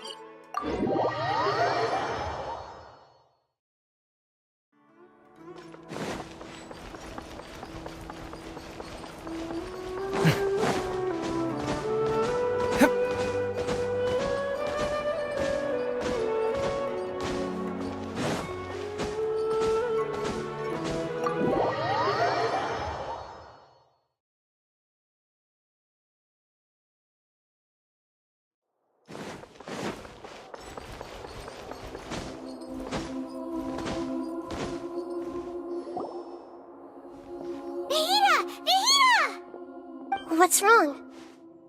Huh? Are you? Hello.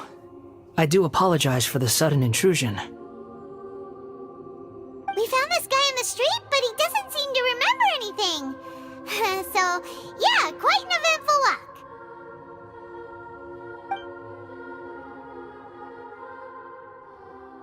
You say that you're trekking across Teyvat to train yourself. Many other Inazumans who describe themselves in this way call themselves Shugenja. Why do you refer to yourself as a wanderer? Well, it seems more relevant in my case. To me, it sounds like a plant with no roots. But these two claim that they know me, and that I have a hidden past unknown even to myself. I wouldn't call it the past, but rather... this is a difficult one to explain. I don't like to rely on using terms like this often, but in your case, it seems that it ought to be called a previous incarnation. Oh, like a past life or something? Yes, something far more distant than the past. So far away that you cannot perceive it. Okay, I have to ask. What was I like in my previous incarnation?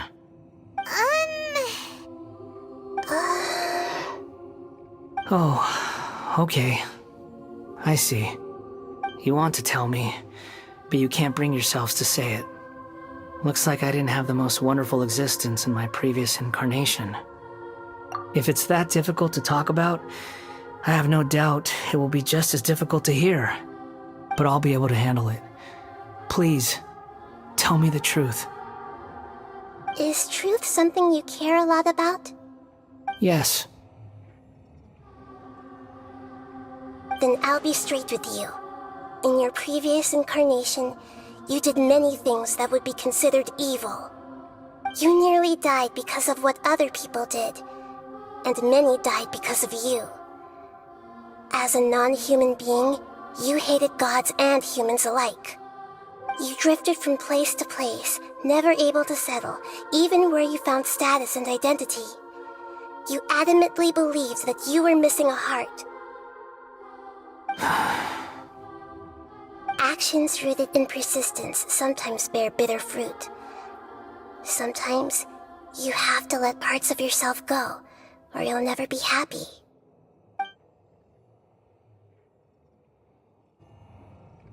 I gave everything I had, but it barely changed history at all. In terms of the outcome alone, that's true. I don't think I can judge everything I've heard purely in terms of right and wrong.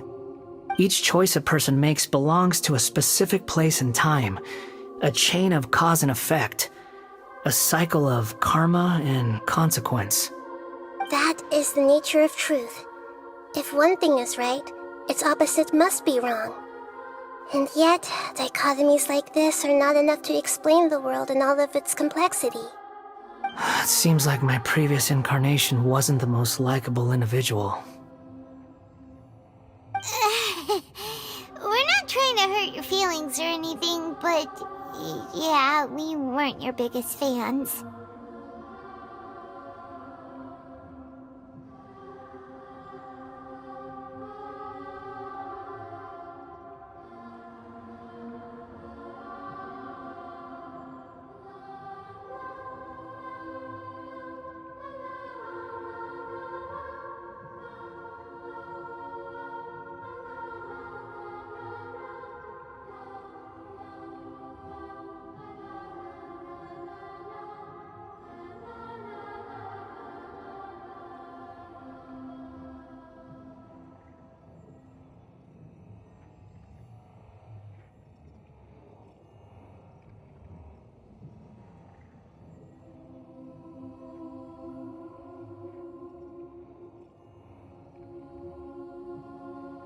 If we were enemies, why are you trying to help me find the truth? This is so frustrating! This guy's supposed to be our arch enemy, but now he's just some random stranger we met on the street! He's got so much to answer for, but we can't make him talk because he doesn't remember anything. What a weird situation. Lesser Lord Kusanali, as the God of wisdom, I trust that everything you told me must be true. Yes, it's all true. I can even show you the memories themselves, if you're willing. Please, I want to see them for myself. I want to experience my own transgressions. Even though it will cause your present self great mental anguish? I'm just a puppet, with no heart and no name. There is nothing in this world for me to cling to fill the void within me. Except maybe these sins that can never be undone. Very well. As you wish. Wait, shouldn't we go with him?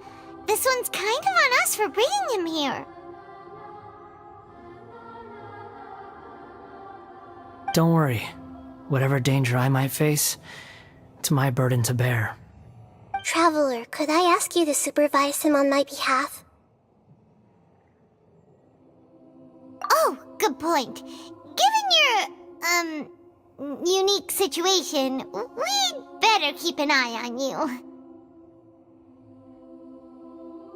Understood. Thank you. Now, prepare yourselves, everyone.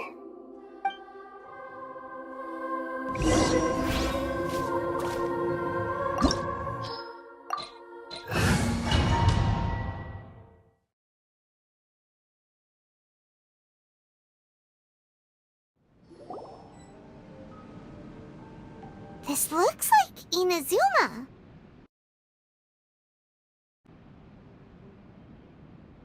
Right now, you're in a dream I created using information extracted from your memories.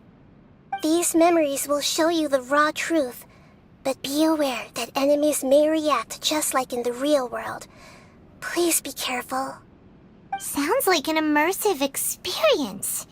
It's a good thing we came along. You don't need to do this for me. I don't deserve your protection. We never give up halfway. Well, we had to once, but that was your doing. All right. Thanks. Wanderer, this is the Shake Pavilion. In your dear incarnation, this is where the Electro Archon placed you after your creation. You had a great many memories here. Is that because this is kind of like his birthplace? You could say that, in a sense. You'll see why shortly. I hear footsteps. This place is huge. I can't believe the landslide didn't fill it in. I wonder who built it. The Crystal Marrow Miners? No, there's no way. Look at this exquisite construction work, and so well preserved, too. No mining crew would be capable of this. There's someone passed out on the ground. Who are you? You're awake. What happened? How'd you get stuck here? Are you injured? Not a scratch. And these fine clothes. Who are you? This man is Katsuragi, deputy to Torichio's adopted son, Mikoshi Nagamasa. He found the balladeer in Shake Pavilion and took him back to Tatarasuna. And the rest is history. Well, it used to be. In the original version of events, Katsuragi was ultimately killed by Nagamasa. Let me get you out of here. Our people are nearby. Hang in there. During the Tatarasuna incident, Niwa was murdered by the doctor disguised as a mechanic. The balladeer, then known as the Kabukimono, disappeared not long after. As the second in command at Tatarasuna, responsibility for what had happened fell to Mikoshi Nagamasa. But Katsuragi had sworn lifelong loyalty to Nagamasa after the latter had once saved his life. At Katsuragi's insistence, Nagamasa killed him to put an end to the Tatarasuna incident.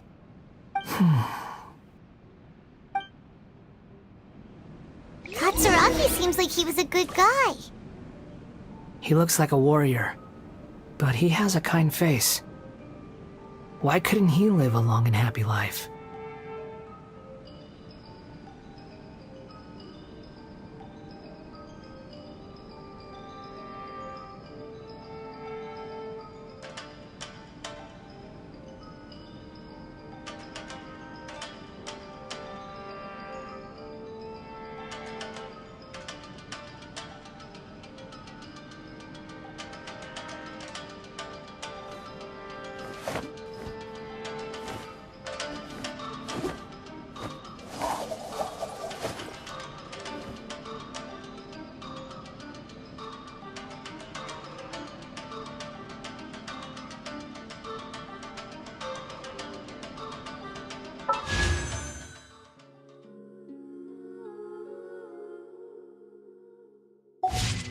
Doing detective work means you gotta walk the walk.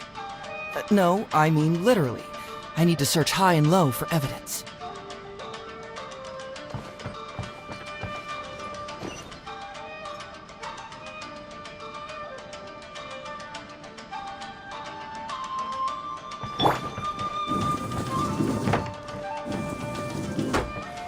Nagamasa, I found this young guy in a cave sealed off by a landslide.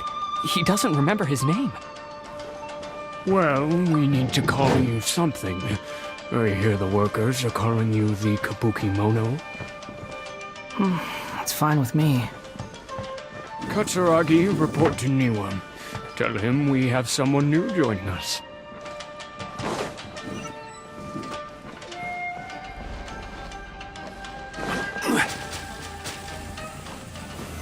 Solidify!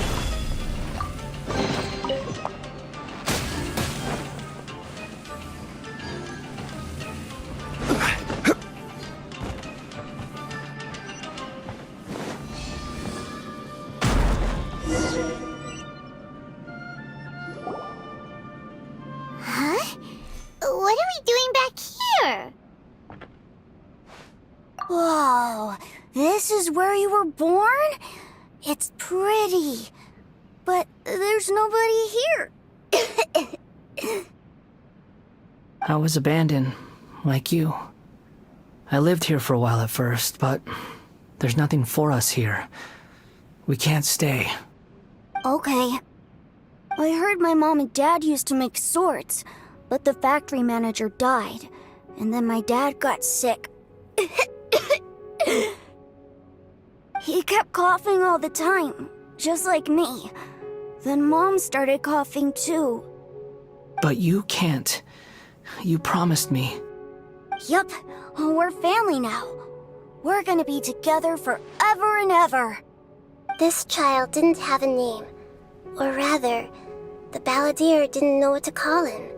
His father died before he could name him. After his mother died, the child stayed in their straw hut alone. Some of the neighbors helped to raise him. After leaving Tatarasuna, the balladeer ran into this child who didn't have a name, just like him. They made a promise to live together. What happened to the child then? He died from his illness while he was still very young. The balladeer came home one day and found that he had stopped breathing. Hey! What's wrong? Say something! You promised me we could be family! You're no different from Niwa and all the others. You betrayed me too.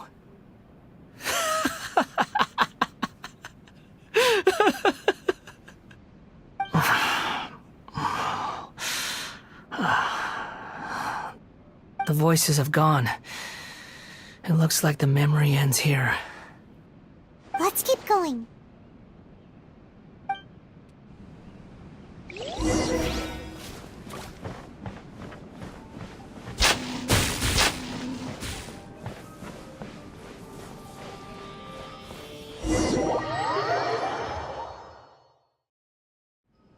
You do realize you're blocking my path. I come not to obstruct you. I've been waiting. What you are truly is a weapon. One that could be wielded with an iron will. Or you could continue to drift aimlessly. Are you trying to win me over? Long-fated rebellion has begun. Why not take your place at the banquet and join those who shall feast? Must counterattack this quickly!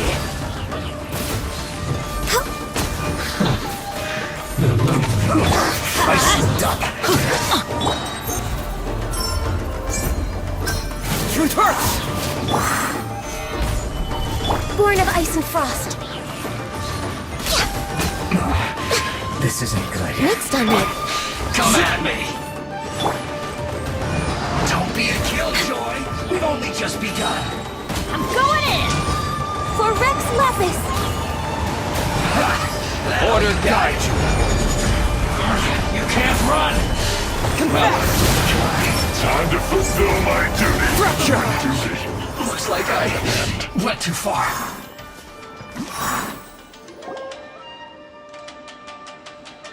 This place is dark. Paimon knows this place.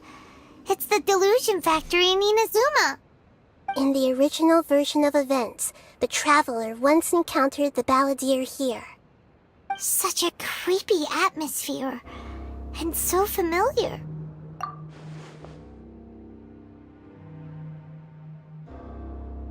Hey, look over there! Well, well, my fair lady. Is this rundown factory and these incompetent fools all for me? Wow. You shouldn't have. Huh. What do you have to gain from belittling your subordinates? You might not want to admit it, but you are a part of this plan. Perhaps you find fighting in the abyss to be a more meaningful use of your time? Oh, but of course, even this pales in comparison to being experimented on by the doctor. What a sharp tongue you have. Funny how negotiating never seems to be your strong suit. For the task ahead, I suggest you keep your true feelings to yourself. Save your breath. I know what I have to do. I'm sure you think so, but I still think you need to hear it. Don't start thinking you're invincible, and don't let your emotions get in the way. Surely you're not worried about me. I just can't have you getting in my way. You and Child never fail to find ways to complicate things. I'm merely lighting a little fire in this chaotic nation. But you, being tossed out like trash, must make you want to destroy it completely. Do you remember the last time you were here? That was a lot of swordsmiths you killed. I'm sure the descendants of the Raiden Gokaden are still suffering the consequences now. Look at you. Oh, don't get so sentimental. Now, give that poor little tongue of yours a rest and stop pretending like you're above everyone else. Bye then. See you at the victory feast. Poor little tongue? She's playing with fire talking to me like that. Who does she think she is? Forget it. Someone might find me here any minute now. I should prepare to give them a warm welcome.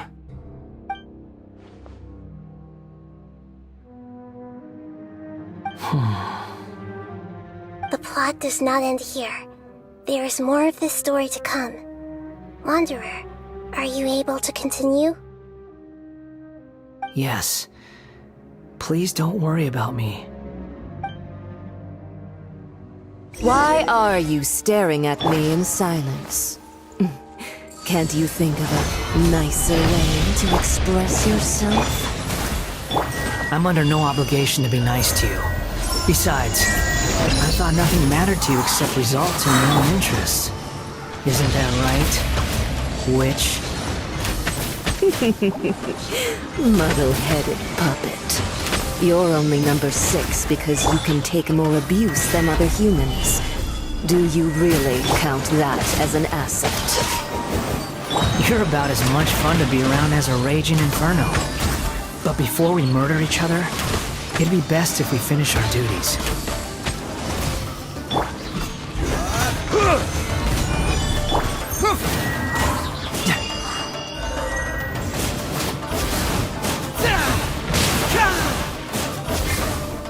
Born of ice and got you. This is Her Majesty's gift. Gather! There you are, Winter. Shelley. Teamwork is dreamwork. Let me amuse myself. This is order. Keep moving!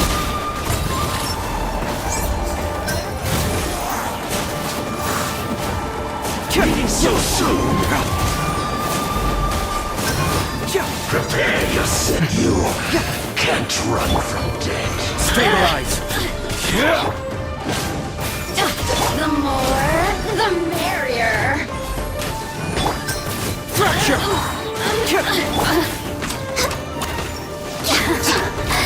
Let me amuse myself a little. The more, the merrier. Look at me. Just once.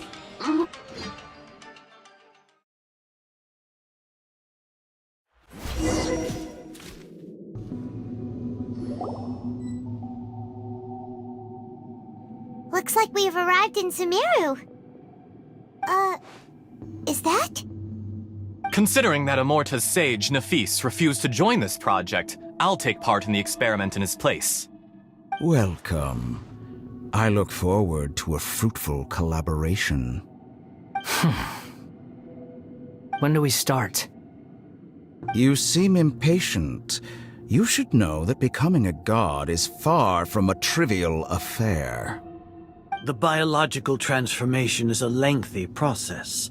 As such, I too would recommend that we commence as soon as possible. In the event that a successful connection is established, his body will become permanently bound to the machine, and he will be unable to move independently of it. Nothing worse than what I've been through before then, Doctor. You were the most resilient test subject I ever came across. Thanks to you, I was able to garner a great deal of information. Alas, after that, you were under orders to remain in the Abyss. We barely saw each other, and it became difficult to further refine the knowledge I had gained. That was gracefully worded. Ever wonder what they think if they knew that nothing matters to you, apart from your crazy experiments? I suggest you speak to me in a more respectful tone, Scaramouche. The mere fact of your utility does not make you indestructible. The doctor again? That was uncomfortable to watch. That person gives off a very sinister energy.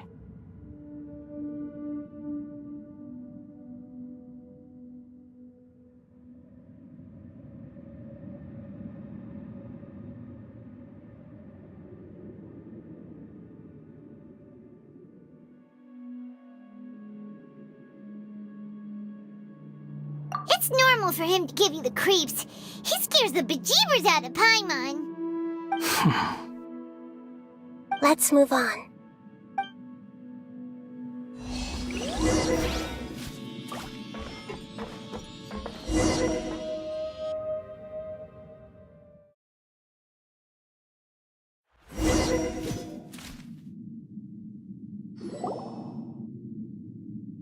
You're a god. Do you think I'm evil? If you accept that he is you, just as you are you, then yes, you are evil. In your eyes, are there any differences between humans and puppets? Do you think there are any differences between your present self and your previous and future incarnations? If not, then what are the differences between humans and puppets? Whoever has tasted the joys and sorrows of life in the human realm is human. Whoever has loved and lost, cried with grief, howled with rage at the tragedy of death that eclipses the miracle of life, they are human too. I've seen enough of my past. If possible, I'd like to reclaim the sins that are mine to bear. No matter the consequences, I won't run from blame or punishment. Whatever I am due, let it come to pass. Can you return my memories to me? Huh? But won't that mean you'll lose your current identity? I've always believed that human lives follow a set of rules, with each person being a collection of past experiences. As a puppet living in a human world, my life is subject to the same rules. Regaining your memories means reverting completely to your previous incarnation. All the emotions that you discarded will return to you. Are you sure you want to do this? I've lived with the void in my chest my whole life. My creator didn't need me. And ever since I awoke, I've just drifted from one place to the next. But then I met you. And I finally realized that reclaiming my missing sins might be my one opportunity to become my true self.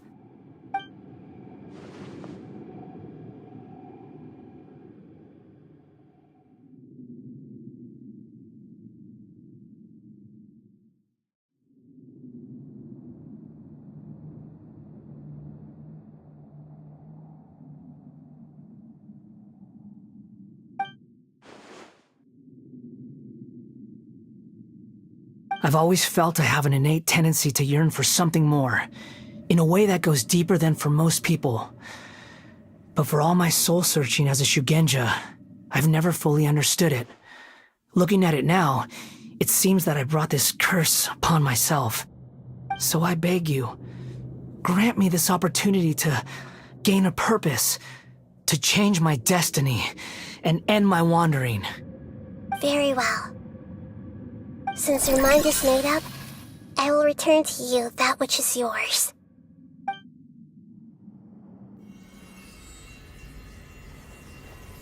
You have made your decision. Now, take this.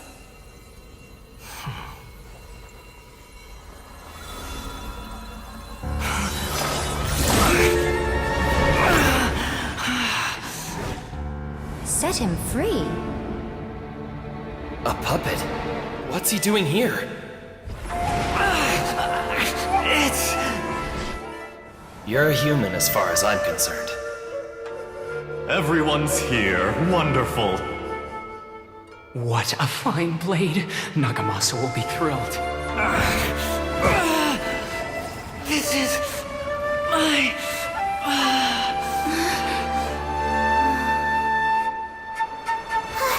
Is he alright?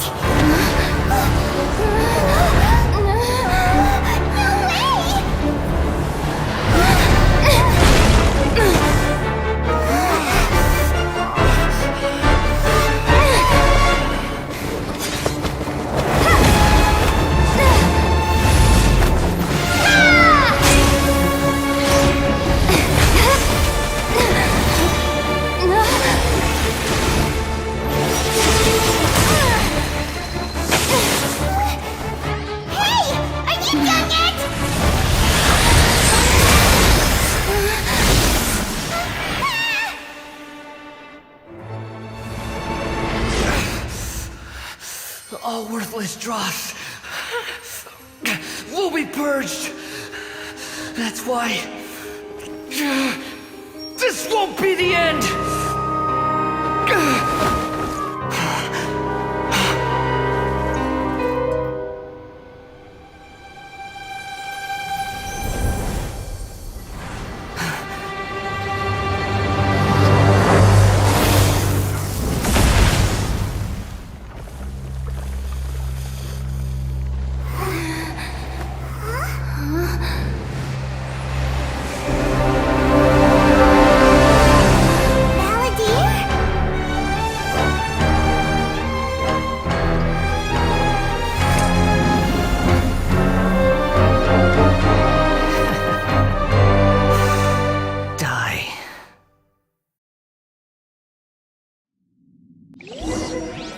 This is trying my patience. Have you got all your memories back now? Questions?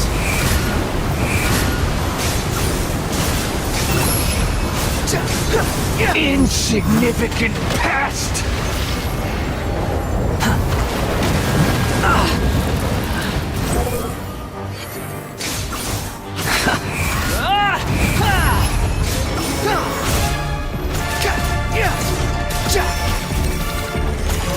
At my command, you shall fall!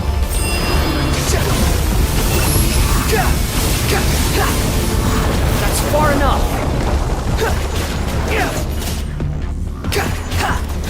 The wind rises.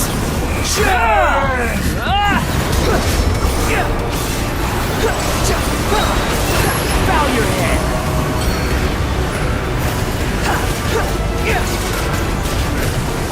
Feeble human fury!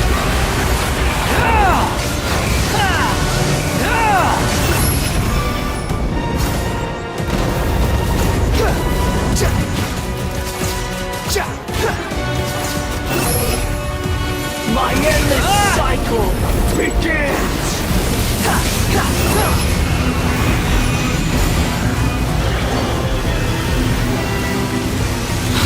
The wind rises. Insignificant past!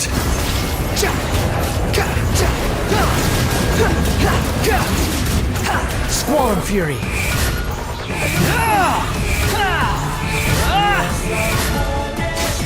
Feeble human! Wretched vermin! I'm used to this.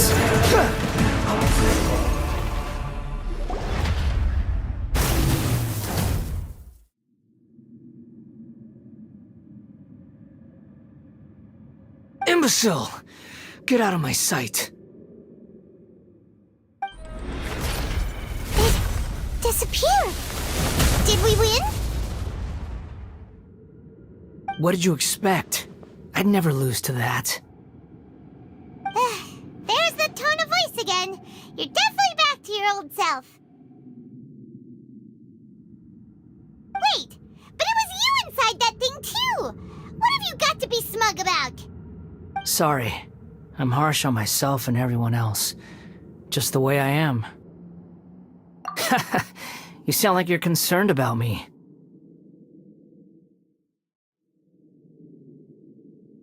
But don't worry. Thanks to you, even if I didn't change a thing, at least I now know the truth. The memory recovery seems to have been a success. This dream has served its purpose. Come on. Let's continue this outside.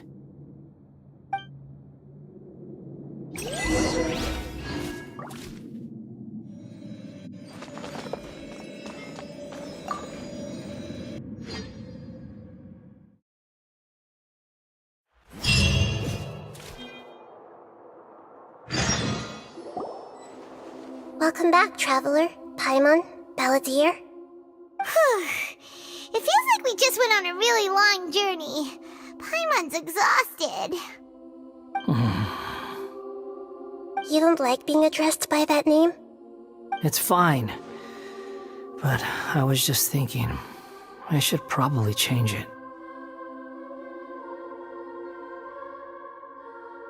After learning about everything the doctor did, there's no way I can carry on using a name connected to him. I'm not planning on returning to the Fatui, and they wouldn't take me back anyway. Recent events will have affected a lot of people, and they might not even remember who the 6th is.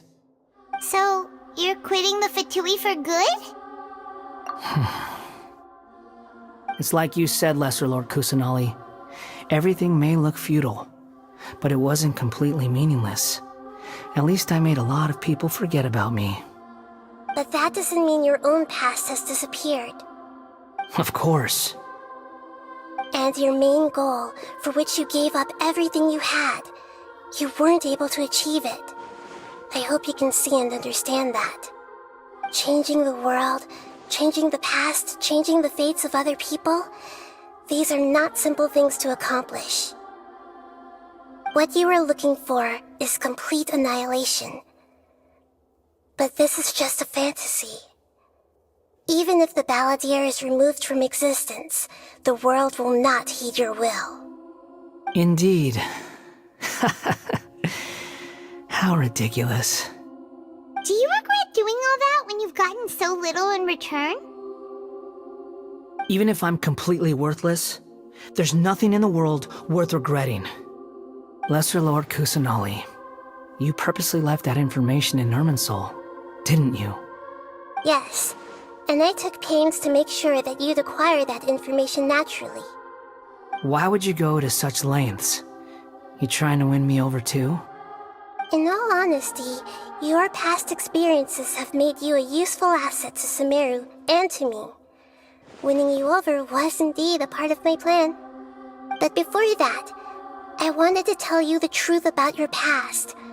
If all I wanted to do was use you, then I'd be no different from the doctor. Very clever. I guess you could say that's one of my virtues. Utility to others is what gives me worth. So if embracing my sins is what it takes to make me useful again, so be it. Oh right, I almost forgot. You're the good guys. You're into justice and all that. Sorry if I have a slightly different perspective on things, but I don't feel like I've been duped. The wisest leaders are fated to end up with the best helpers. I can live with that. I'm glad you're able to think of it in that way. Traveler, in the future, I'll continue to search Irminsul more deeply and see what secrets can be uncovered, including the beginning of your twins' journey recorded in Irminsul. What exactly happened before and after that point? I want to know as well. I will try. Traveler. After I dove into the information torrents in Irminsul, why did you go to Inazuma? So that's how you found out whose fate had changed. And how? Well, whatever your reasons, you did me a favor. And I'll do everything I can to pay it back. Borrowing and returning are the only real relationships between individuals. I'll balance the books one day. Don't you worry. That's not true. A relationship between two people is not simply a ledger that can be reset to zero. I think deep down you realize this. People who show up in your life don't just evaporate like water drops and leave nothing behind. There is no such thing as balancing the books.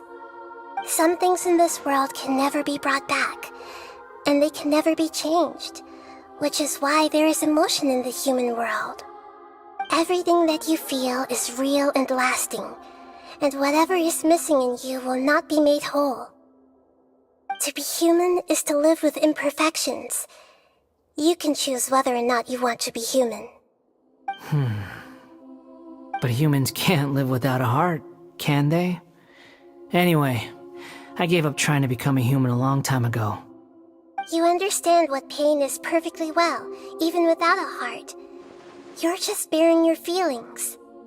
The past is set in stone, but you can keep moving on. And the longer your future lasts, the shorter your past will become, until one day, it is but a tiny fraction of your life. Sounds like you've got a future planned out for me. Everything's ended up being pretty darn complicated. Paimon doesn't even know where to start, but the most important thing now is that you need to follow Nahida. Otherwise, all our efforts will have been for nothing.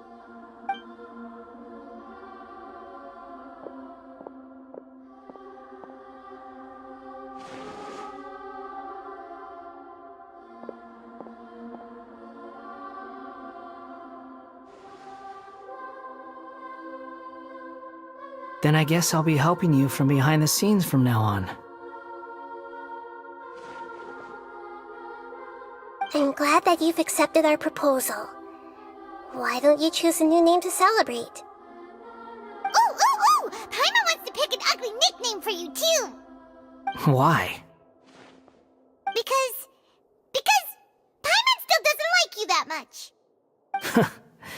Then I hope we don't see much of each other in the future. A name is life's first gift. You didn't say it out loud, but I know that's what you're thinking. The Traveler and Paimon have helped you a lot. If you can't decide on a new name, maybe you can ask them for ideas. No! Paimon only does nicknames! If it's a serious name you're after, it's all yours.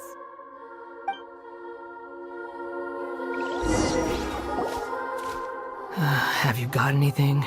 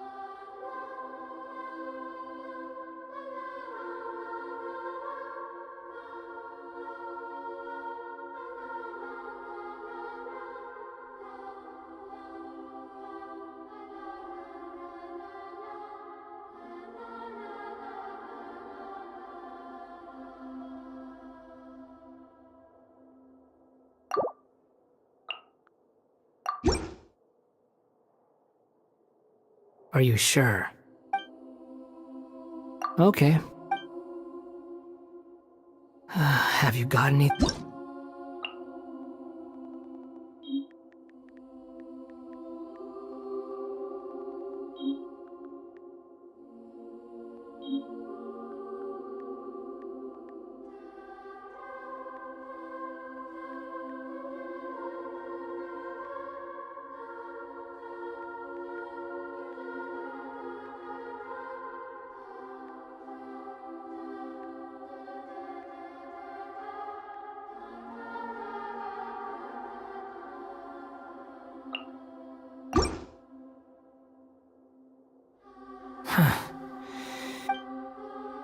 Okay.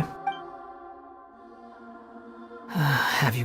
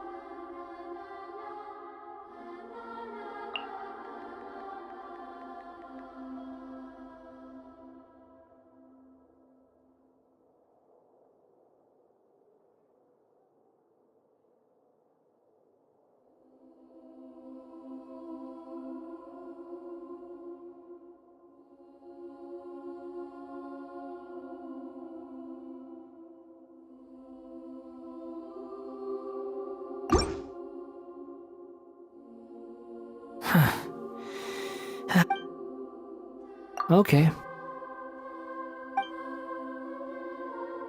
Have you got anything?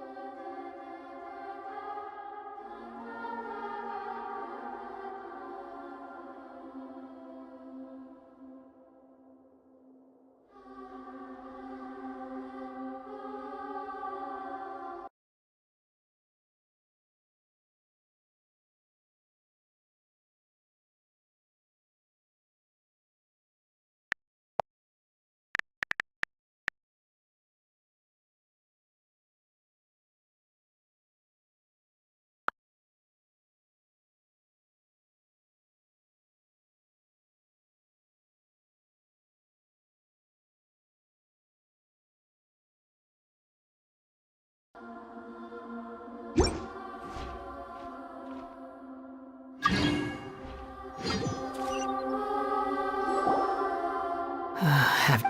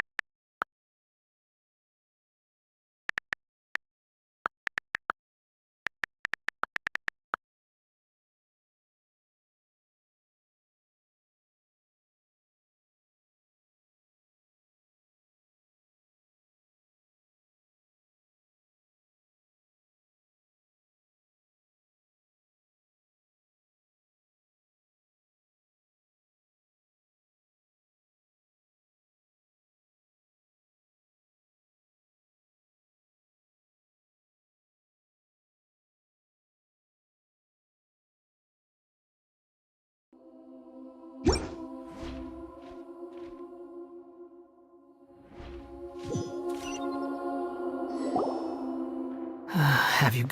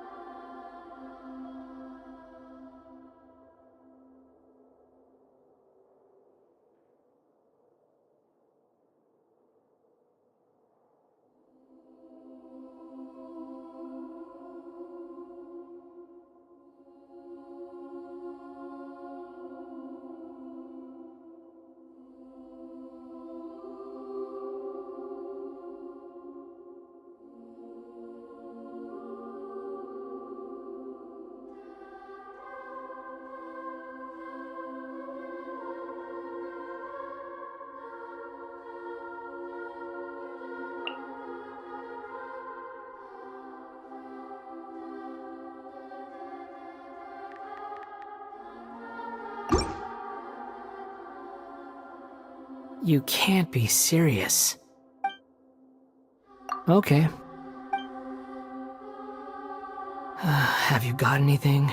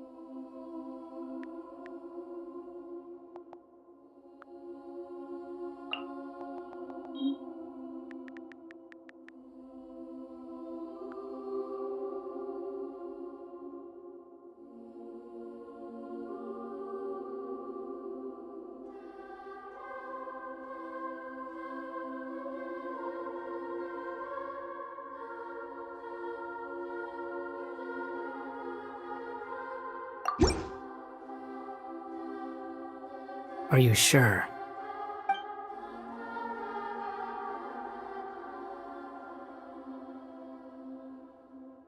Oh, alright. If you say so.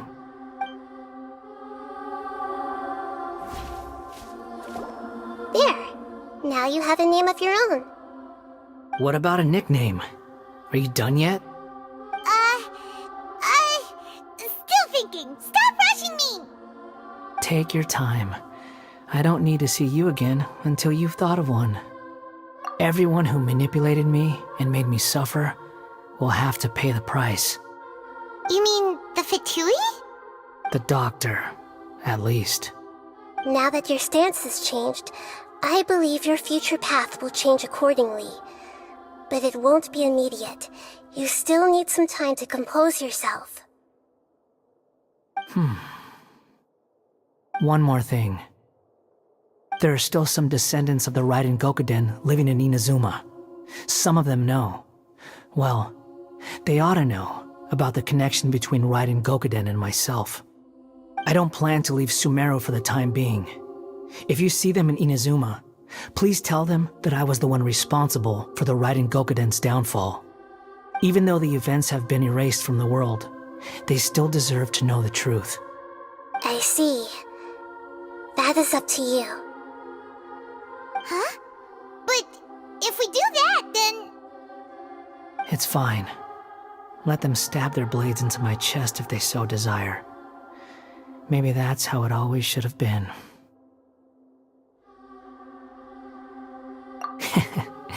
No nonsense. I like it. Alright, let's call it a day. Goodbye, wise deity. And you too. He's gone.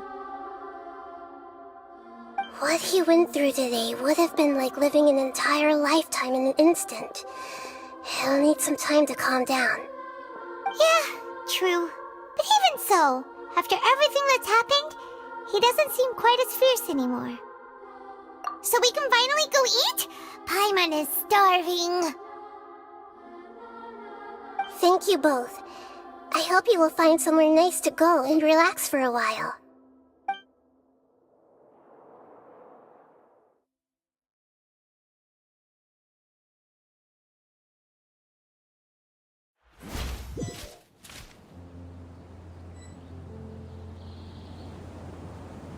I've got it! I can end my novel with some words from Mikoshi Nagamasa. You mean because everyone else in the story is dead? Yeah, I heard that Mikoshi Nagamasa died at a ripe old age. He's the perfect fit to be the narrator of the epilogue. The dark clouds had dissipated, but they continued to cast their shadow in Mikoshi Nagamasa's mind for decades to come. Then, one night, as an old man, he had a dream. On the night when that prized blade, the Daitatara Nagamasa, was forged, the people rejoiced, and there was painting, dancing, and drinking.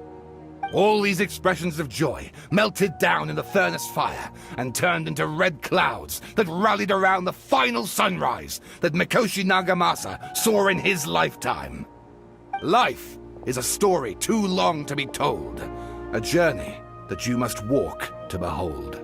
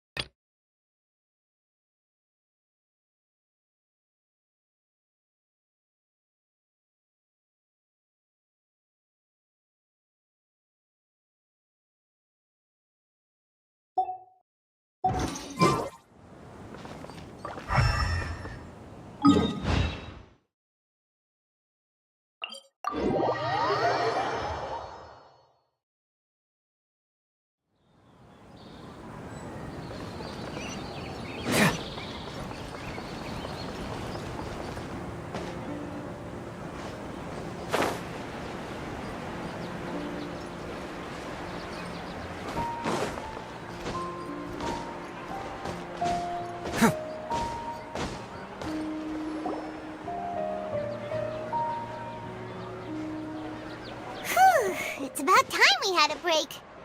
As soon as you stop, all the tiredness and hunger comes rushing back. Wow, great! Huh? Look at the vase. Did someone break it while they were cleaning the room or something? But Paimon doesn't remember there being a cleaner.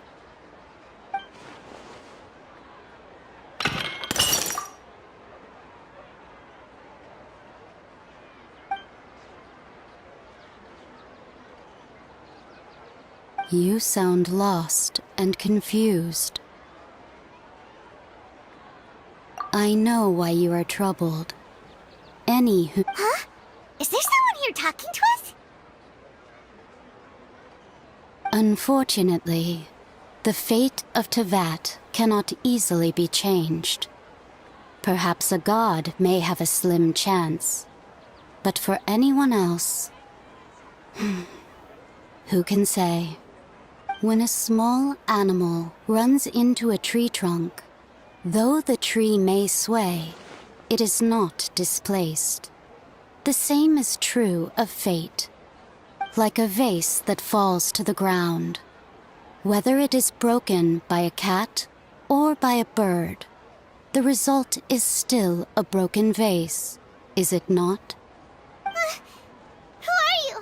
How do you know about all this? History does not change easily, but human hearts can. Believe your own eyes. Only that which you see is true. What is unseen is but an illusion.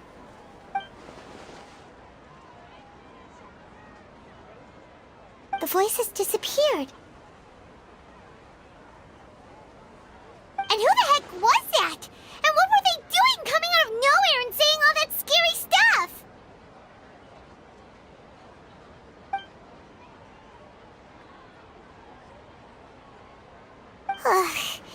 Anyway, that face is still lying there broken on the ground.